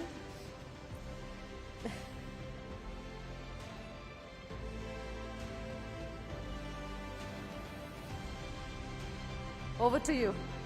Thank you, Mugdha. So Mugdha and Gaurav are also old friends from 2007, 2008. I know them. They got a lovely son. So lovely. So it's all a lot of friends and family catching up. These are people who are innovating, viewer, and to our audience here. And they're innovating new methods of screening, testing, all forms of cancer, different forms of cancer. Some of them are looking at stem cell research. Others are looking at how do I finance and afford and make screening more affordable. So the huddle outside was to just understand how we're going to approach this session so that we take the maximum out of it. So also I have to say there is a very personal connection with Dr. Narayana Subramaniam. His father is the illustrious Dr. L. Subramaniam. So, and Dr. L. Subramaniam and Kavita ji have been regular guests and also presence at the Network 18 platforms. And of course, we don't need any introduction to what they've been able to achieve. Along with being a fantastic oncologist, he's also a vocalist. So, you know, there are other vocalists at Federal Bank, you need to, and a fantastic violinist. So we'll get to that conversation later, but first on innovation. So what is it that you're doing, Dr. Narayana? So I basically work in early detection. So what we understood after working with patients, especially from an underprivileged sector, is that even when there's suspicion of cancer, there's so many hurdles to jump through to establish a diagnosis of cancer. So before we start any treatment, we have to know what kind of cancer, what the stage is, and what the appropriate treatment is. So when we used to go out on these camps, we used to reach out to patients. We just used to tell them, okay, it looks like you have cancer. We need a biopsy, we need a scan. Come back with us back to the city, take 2 days out of your life, lose those wages, waste all that time, and then we'll tell you if you have cancer. So what we found is that it also take all that stress. Absolutely. Yeah. So the anxiety and stress, even if you take all of that anxiety and stress, yeah. It's a huge burden to the patient. And that's why we have 75% of patients coming with locally advanced cancers. So what we started on almost about 7 years ago was basically a platform for early detection. So right now, we take a biopsy, it goes off to a very sophisticated lab, it goes in formalin, it gets fixed, and then you have a pathologist who cuts it into pieces and looks at it. So we thought, why don't we use a cytology platform? We have great access to high quality imaging in all of our cell phones, for example. Why can't we come up with a low-cost platform to image these cancer cells and use automation and artificial intelligence to give us a certain level of accuracy as to whether it's cancer or not?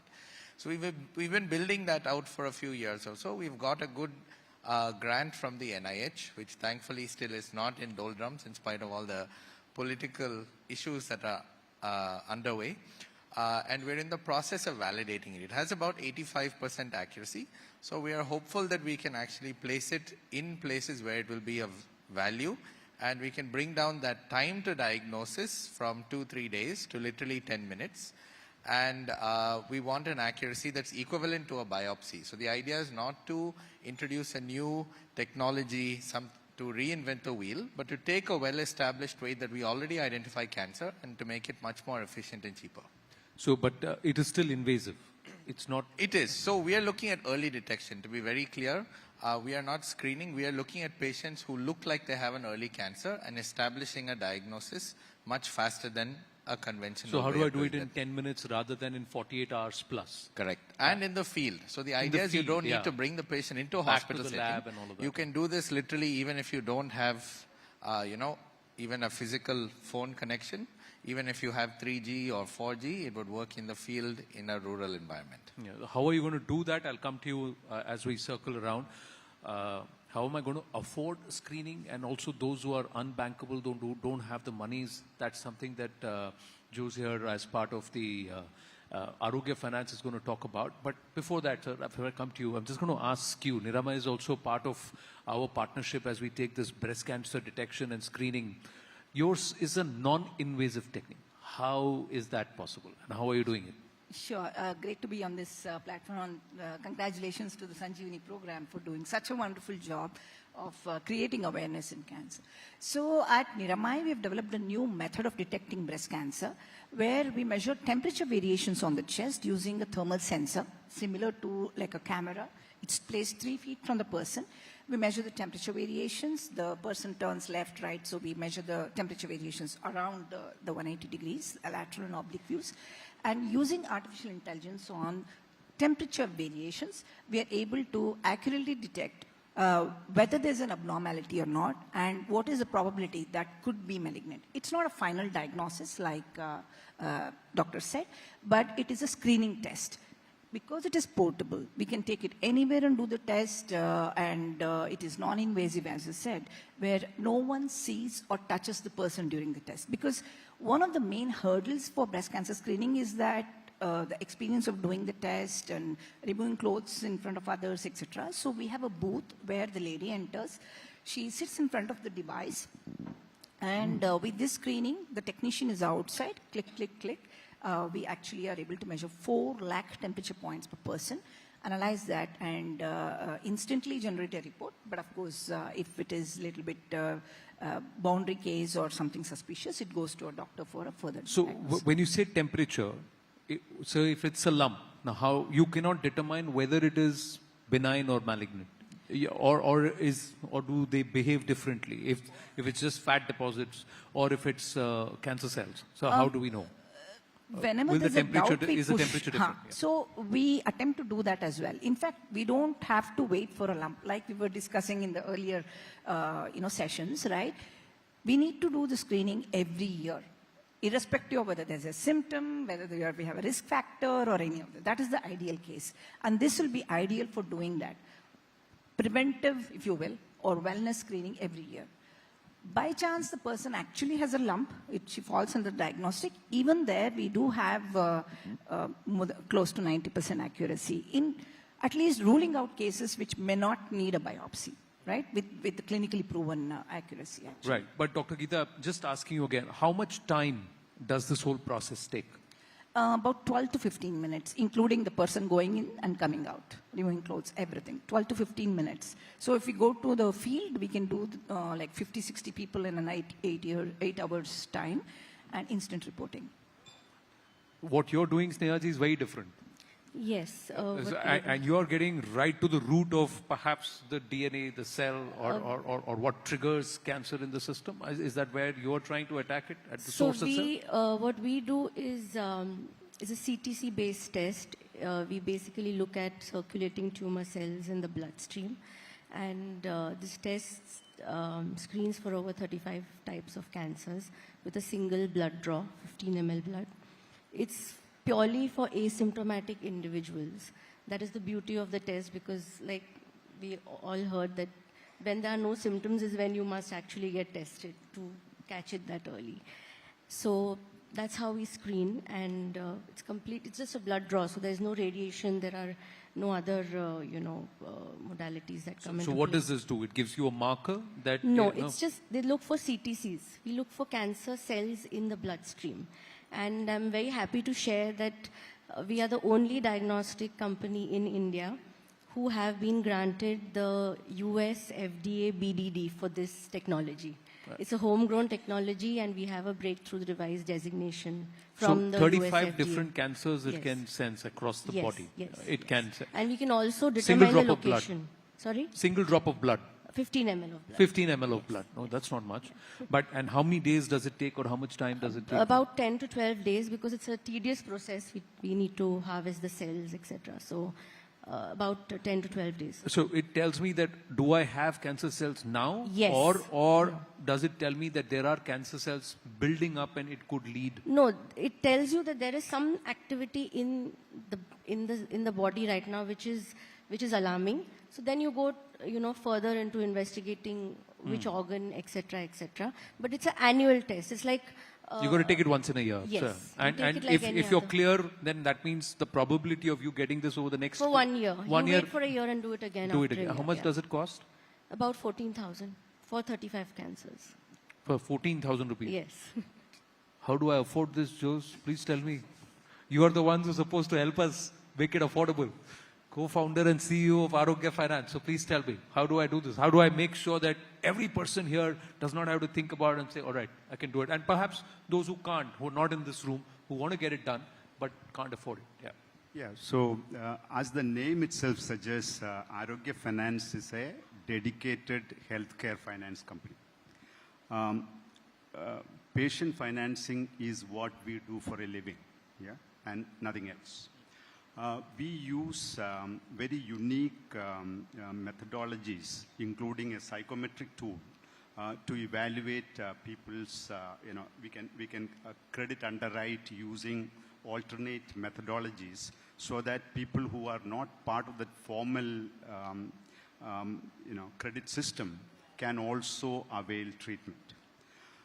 What we offer is a quick, collateral-free, most often interest-free monthly payment options for all kinds of disease conditions, including cancer. In cancer, we cover all areas: medication, screening, testing, gene tests, expensive tests we can do, surgeries, hospitalization, post-surgery recovery phases, palliative care, all of it we will cover. We are working with a large, partnering with pharmaceutical companies and hospitals. Our services have reached about 625 plus multi-speciality and cancer hospitals. We also work with 2,200 plus senior oncologists. Okay? So our services are available in all these areas where the patient requires that care. But that's a lot of exposure. Yeah. And it's a lot of risk. Yeah. So is this bad business sense, or is there something altruistic? And are you guys in the red all perennially, or you're okay? Are people availing of this facility, because you are there to provide for those who need it the most and they don't know who to turn to, but do they have the integrity to come back and pay you back? So I want to ask you that. Yeah, so, it took us some time to build confidence in doing what we do, okay? Took us years, I must say. And what we have realized over a period of time is that when you go out and help people who really deserve or require help, they don't forget you. Yeah. So we have one of the best repayment history. Yeah. We have the ability to auto-approve loans of up to 15 lakh rupees. Yeah, wow. In a matter of minutes, using just KYC and a patient prescription. The rest of it, our technology solution will do. So are you guys talking to each other? We already exchanged cards. So I'm just asking, are you guys talking? Because how many tests can you conduct in a day?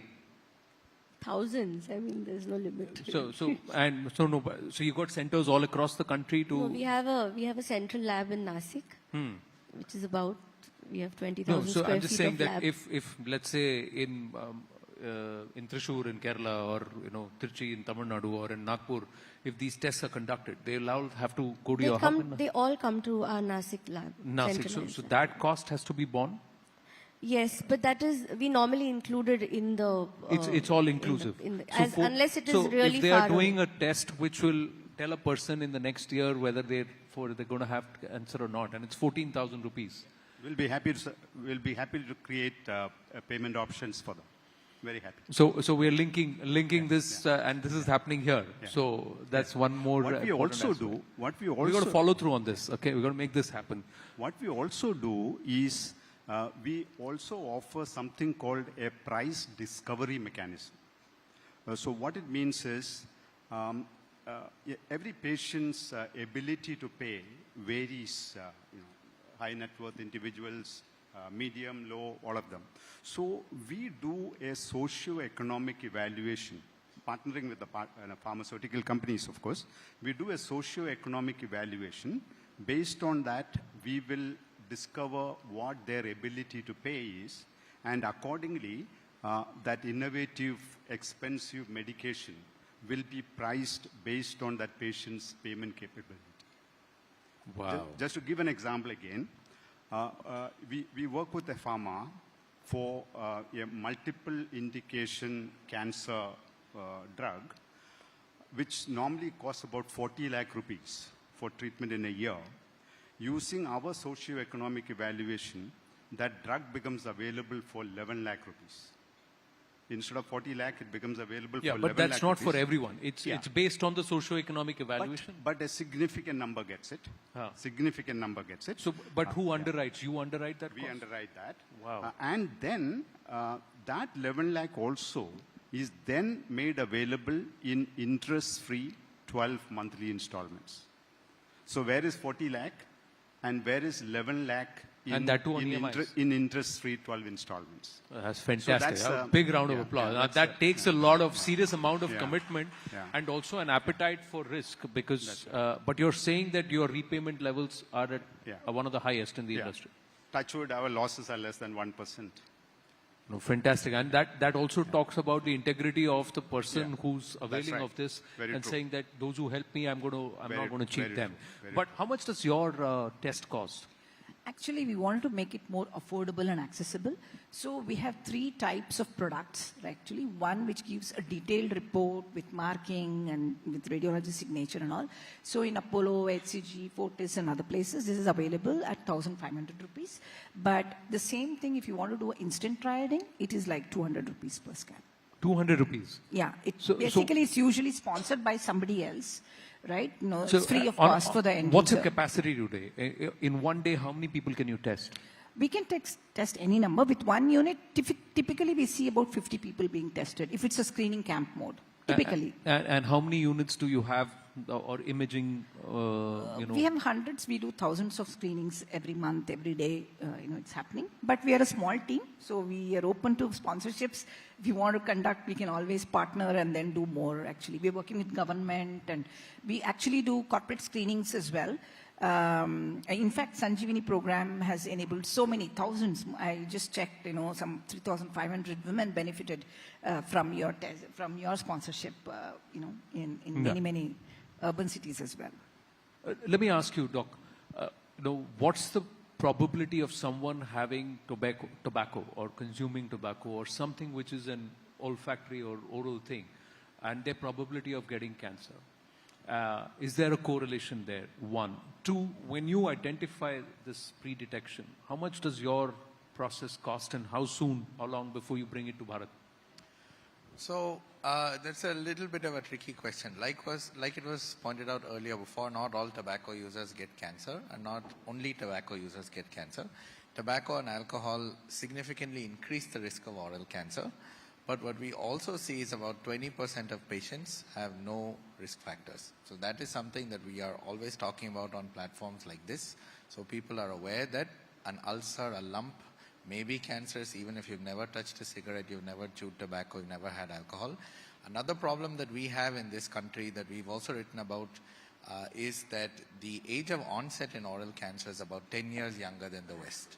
We've done big studies with maybe 5,000 patients when you compare North America, Australia, different parts of Asia. For whatever reason, patients in India get oral cancer 10 years sooner than they would in the West.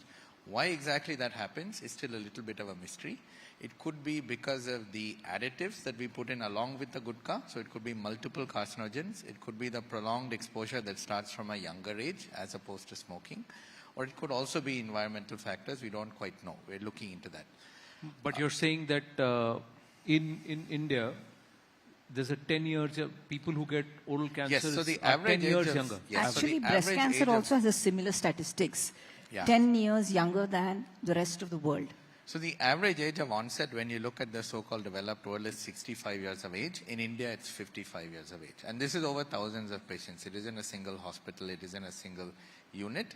Why exactly this happens, we don't know exactly. Is it diet? Is it environment? Is it what they're putting in their mouth? So like I said, 80% is still tobacco, plus minus alcohol. The 20% also has absolutely no risk factors, right? So the message here is not for people to be scared, not for people to be afraid, but the idea is that you have to know your body, you have to understand when something is wrong, and you have to realize that it could be cancer. Get a simple evaluation. 9 times out of 10 it's not cancer, which is wonderful, but we have to think that it could be a cancer. The problem that we have in head and neck cancer is that everybody thinks it's something else. When there's a breast lump, everybody's first thought is cancer. For us, it's a dental problem, it's an infection, it's everything under the sun, but it's not cancer. Cancer. It's not cancer.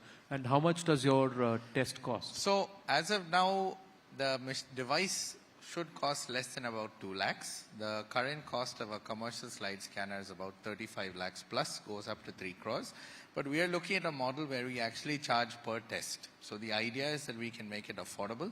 The challenge that we have in India is nobody wants to pay for screening. So what we are looking at is basically partnering with the government, partnering with insurers, partnering with people who specialize in occupational health. So we can actually do a test for maybe 100, 200 rupees. So that's the range that we're looking for. But can this device be manufactured in our country? It is completely, everything is indigenous. So currently we are not at the place where we want to be in terms of accuracy. We have about 85% accuracy. So the grant that we have runs for another 4 years. We have to test it head-to-head with biopsy on another 600 patients perhaps. But the idea is to manufacture indigenously, just like Data and other people have shown is very possible. And the idea is that in India we have economy of scale. So we are the oral cancer capital of the world. Unfortunately, we are the cancer capital of the world. So if we can aggregate all these resources, get these patients under one roof, we can definitely do it much more cheaply and efficient compared to other parts of the world. Breast cancer, there's no link. Oral, okay, you're inserting something, there's something.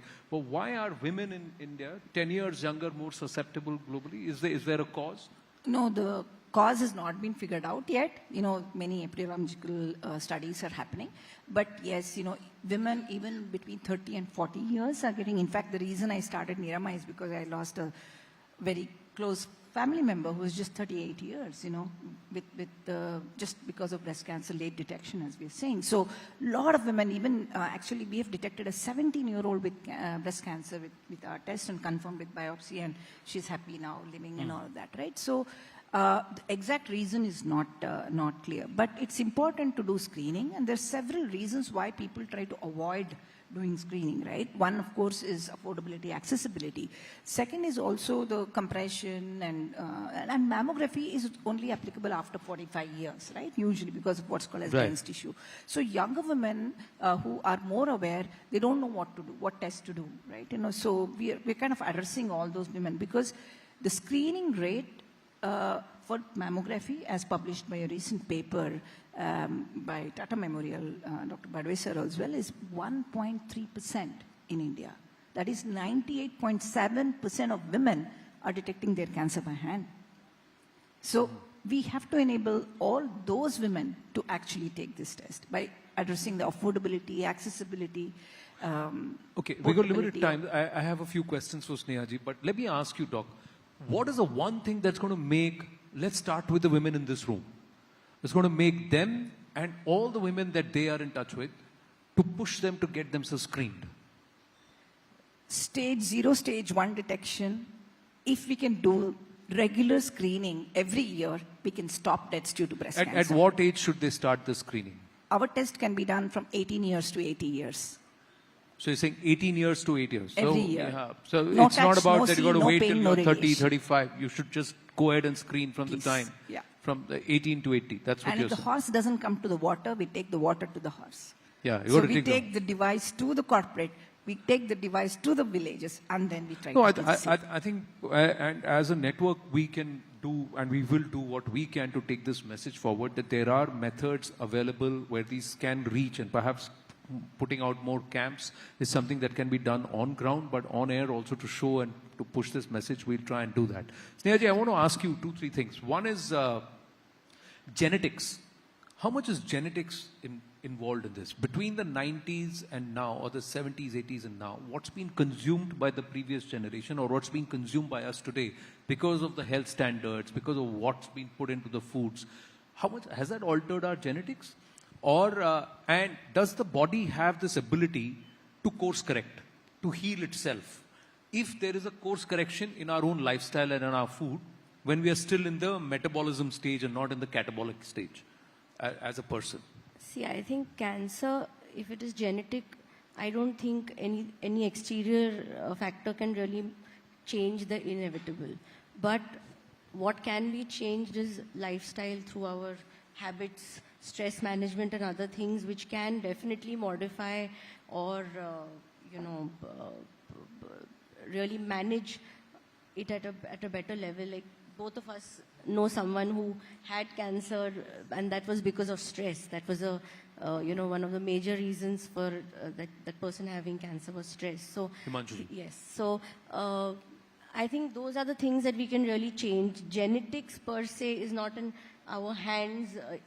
Inheritance of cancer genetically is not in our hands, unfortunately. So, but in your study, and please weigh in on this, in your study, have you seen that if we course correct, the triggers, if you are able to address the triggers that could perhaps trigger cancer cells in our body, if you are able to course correct that? You can, I think, course correct by, the only way to course correct is by early detection. Because what will you, even if you're course correcting, unless you found it, what are you going to do with it? No, my question is, okay, stress causes cancer. Now, if I detect that I've got cancer, I can't find out what is causing that, what's triggering that. How do I find what is triggering it? So I think maybe some food that I'm eating, some habit that I have, and if I change that. So I think to answer your question, sorry. No, we know of so many things that we consume that are carcinogenic, like having a bottle of water, plastic bottle. I was happy to see glass bottles here today. So these are simple things. We use a plastic bottle in the car, it heats itself, cool ho jata hai, फिर वही पानी हम पीते हैं. Microplastics in our system. So these are small things that we can really modify and not, at least consciously take in all that carcinogen that we can avoid. Another thing is stress. What is triggering the stress in our system? Sometimes what we think is the one that's causing the stress and what's the real cause is different. But we are able to eliminate stress. It brings down the probability of our body responding and in the form of a cancer. Really, it's just amazing the amount of studies that have been done on that. She's also mentioned it. Yes. I think even if you do have cancer, you stop the smoking, stop the alcohol, lose weight. All of these things increase your likelihood of beating the disease. It improves your general health and improves your chances significantly. So there's always a value to doing these things, whether or not you have a high genetic predisposition to cancer, whether or not you can affect the environmental pollution around you. There's still a value to doing all those things because it improves your general health and also increases the likelihood that you will be cured. Yeah, but the damage is done between the space between the ears. No, this is where the whole damage is. So how do I address that damage? I think the meditation and, pranayam is absolutely critical, I think, not just for cancer, but general health. That should be part of our regular practice for sure. You said meditation, pranayam, the third thing is music. Yeah, definitely. So let's end with the musician and the midst, right? Absolutely. So I'm going to put you on the spot. So I'm the black sheep of my family. I have no choice. But you're see. I'm happy being. I owe it to Dr. Saab because he said you have to make my son sing. So I said I'll do that. He wanted to embarrass me, but the only thing that I do in front of a live audience is I operate. Just hold the mic closer. So the only thing that I do in front of a live audience is I operate. I don't do anything else. But thank you very much. But we're going to hold him on to this very, very soon. So you, your dad and Ambi have to perform together. So we're going to do that. So we'll see the musician in the oncologist also. He's being very, very, modest when he says that he's not good. You got to see his videos and what he's capable of. Thank you so much, but to everybody, thank you. Amazing, so enlightening much. conversation. And Jose, you're doing some phenomenal work, and we're going to keep you. We're going to get you busier. That's what we're going to do. Thank you so much for your service, everyone. Thank you so much. Thank you.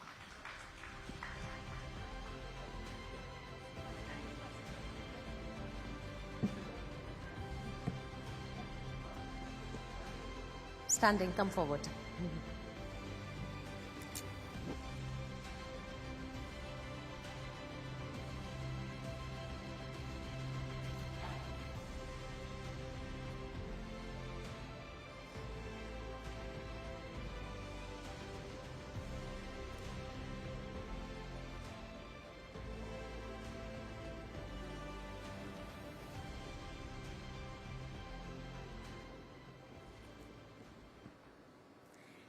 Thank you, Anand. Thank you to all our panelists.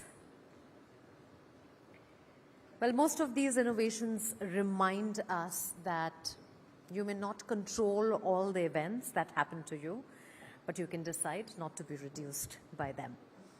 Before we proceed, a quick recap of what Sanjeevani has achieved so far and what has this journey been like. A short AV. Cancer, a word that strikes fear and often leaves us silent. So much so that we hesitate to even talk about it. Let alone taking steps to save our lives and the lives of those we love. An attitude shift is possibly the biggest shift that is critical in our current fight against cancer. According to studies, 1 in 9 Indians will have to deal with this disease in their lifetime. In India, 70% of cancers are detected late, leading to higher mortality. But together, we have the power to reverse this trend. Unfortunately, when cancer strikes, we feel alone. But it's important to remember that the fight against cancer doesn't start in medical facilities. It starts in our minds. Network18, in collaboration with Federal Bank Hormis Memorial Foundation and Tata Trusts, launched Sanjeevani in 2023. The goal? To raise awareness about early detection of cancer with regular screenings. But why? 70% of cancer cases in India are detected at a late stage, when treatment is harder and survival rates fall sharply. On the other hand, studies have shown that early detection leads to better health outcomes. We quickly realized that cancer spreads in the dark. And so, our multi-pronged campaign aimed to drag it into the light. With a simple message, Time Nikaalein, screen Karein. Through every story, every debate, every event, we urged people to go for regular cancer screening. We leveraged our network's reach, bringing together influential voices, policymakers, change agents, and used their weight to spread our message to every corner of the nation. We joined voices with the renowned actress Vidya Balan. Hi. Vidya was the ideal role model to make Indians take note of cancer screening. We partnered with premier healthcare facilities and private and public organizations to organize boot camps and awareness workshops to spread awareness on the cancers. We organized these workshops in small towns, corporate houses, as well as schools to prepare children right from an early age. It drove real behavior change 30% increase in intent to get screened. 25% more people encouraging others to screen. A measurable shift from fear to familiarity, from silence to self-advocacy. Breaking our silence around cancer is not just a personal choice. It's a public health imperative. Conversations can lead to awareness. Awareness can lead to action. And action can save lives. It's time for us to replace fear with a collective courage to make regular cancer screening a part of our daily lives. Sanjeevani, Time Nikaalein, screen Karein.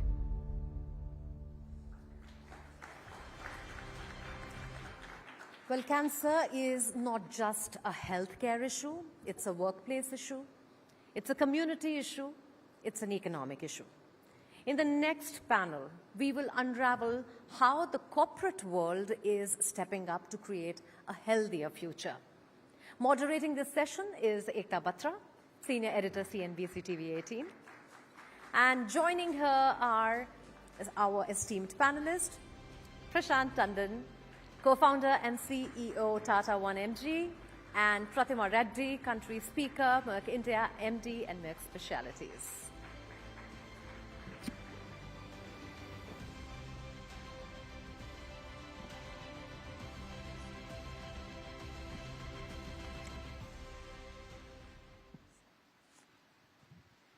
Well, good evening. We've discussed a lot about what the genetics are and what we should be doing from a medical standpoint. But from a corporate standpoint now, Prashant, I'm going to start with you. Tata 1mg provides a whole host of services on a digital side. So tell us what you are doing when it comes to oncology and prevention of cancer.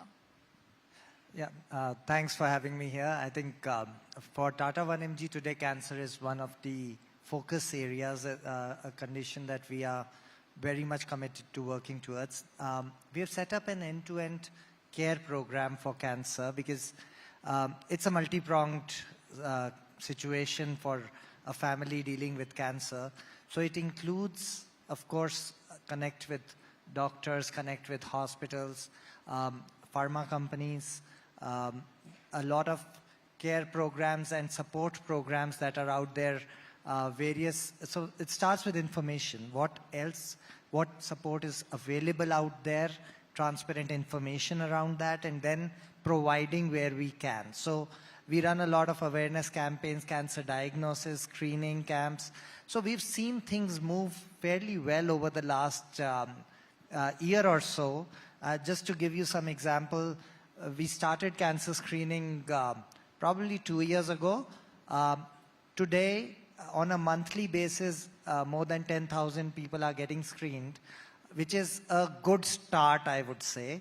But it was around half of that a year back, and that's heartening to see that the initial steps are being made in these directions. What do you think has resulted in this change where you are seeing more people coming in for screening? So I think it comes from a lot of campaigns that build awareness, Sanjeevani being one of the great campaigns in that light.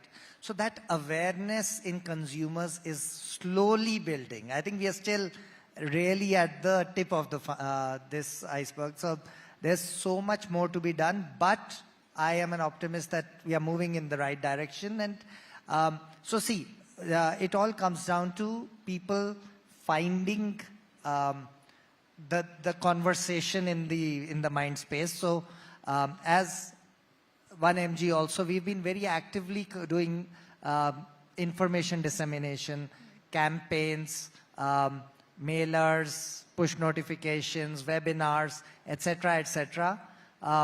Thankfully, on a platform which has a lot of people coming, a bunch of them then consume the content.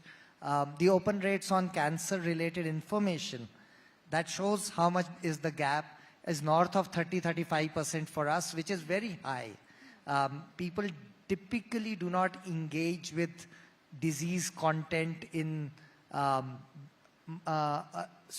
such numbers. So we are very optimistic that people are engaging, people are learning, and then people are seeking a little bit of the solutions also. So I just wanted to narrow down a little bit. When you talk about these people coming in for early screening, what kind of tests are they coming in for? What are they most comfortable to do? Where do they lack the fear or, have less fear? So, two parts to it. Number of people who are coming to inquire is really high. Conversion is much lower, but we are still talking north of 10,000 a month. So it's a good place to start. But there are a lot of fears right now. The biggest fear people have is that it's just, I don't want, ignorance is bliss. I don't want to know the bad news. And now, however illogical it may be, but that's the single biggest fear, that what if I get to know something and then what will happen to me, my family, there's that, and maybe not knowing is going to drive it away, which unfortunately is a big mindset shift that is still needed to be there. I think it's also immediate results. People want to know kya hua test ke saath, right away, within say 10 minutes of the test.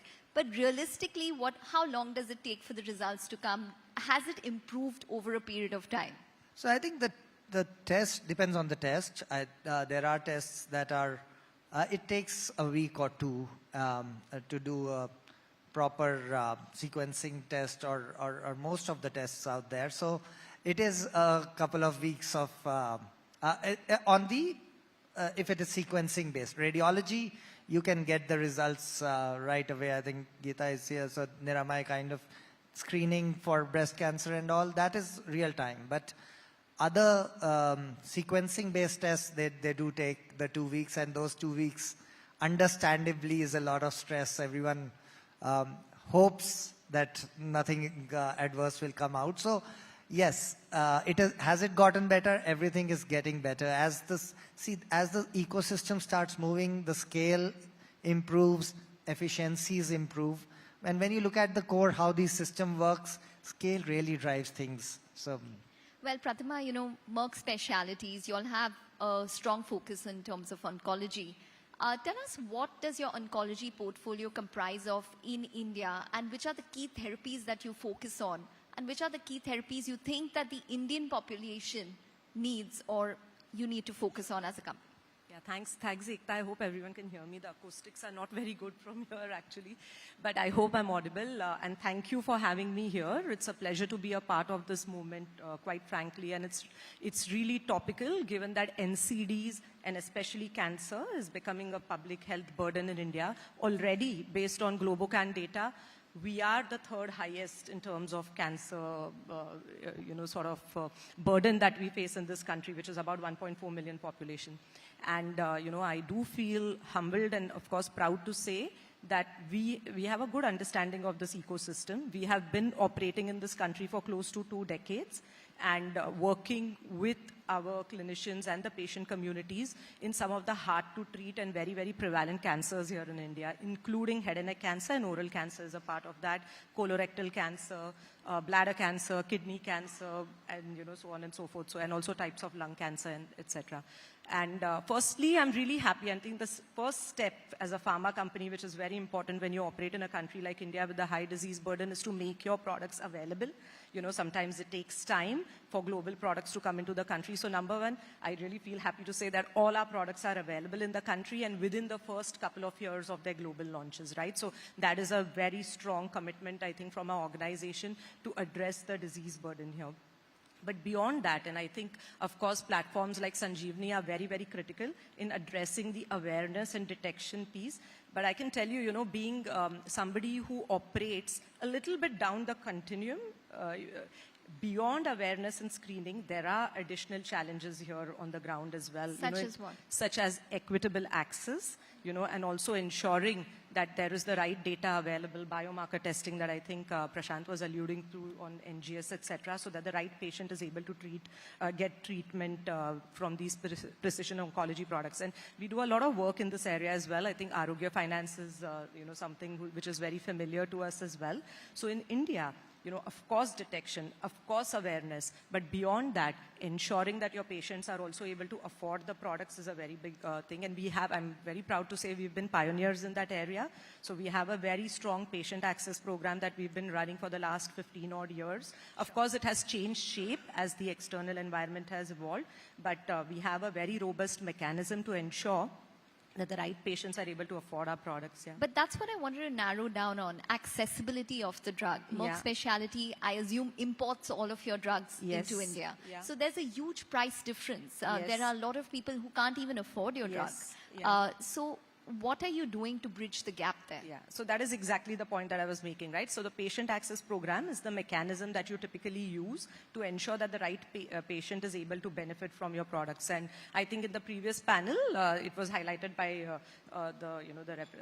Mr. Jose from Arogya Finance in terms of mechanisms available so that the right patient who is not, from a certain economic strata, who doesn't have access to the resources to be able to afford your products is able to get that. So that is something that we do very, very actively. But beyond that, the other element is also in precision oncology. In order to get the maximum benefits of your product, you need to ensure that the right genetic profile match is happening with your product, right? Because it is an era where it's not one product fits all. So, within lung cancer, you will have multiple types of lung cancer. Within colorectal cancer, there are multiple gene expressions that you need to address. So one is, of course, the product affordability, but the other element is also the biomarker testing, which we support as a pharma company. In fact, I will say we've been pioneers in shaping that environment here in India with the diagnostic partners that we have been working with and, have been offering this for the last many years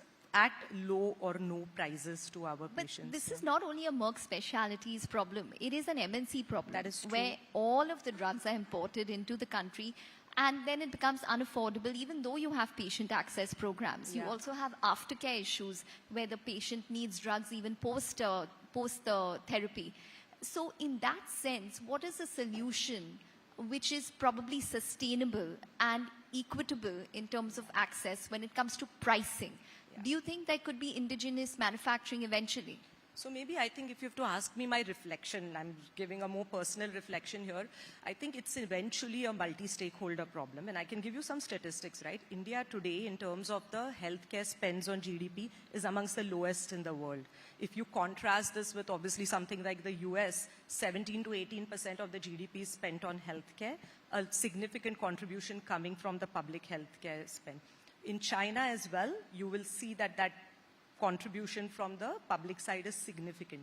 In India, what is very different is that a significant burden of healthcare is still with individuals and maybe private insurance, right?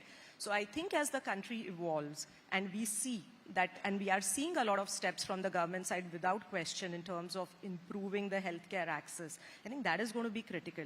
Today, of course, the need of the hour, when we talk about healthcare access from a government side, the imperative is to have the right capacity level. So, we have to increase the number of doctors, nurses available so that infrastructure building is happening. You need to have the primary healthcare centers. You need to have the tertiary healthcare system. The entire ecosystem needs to come together.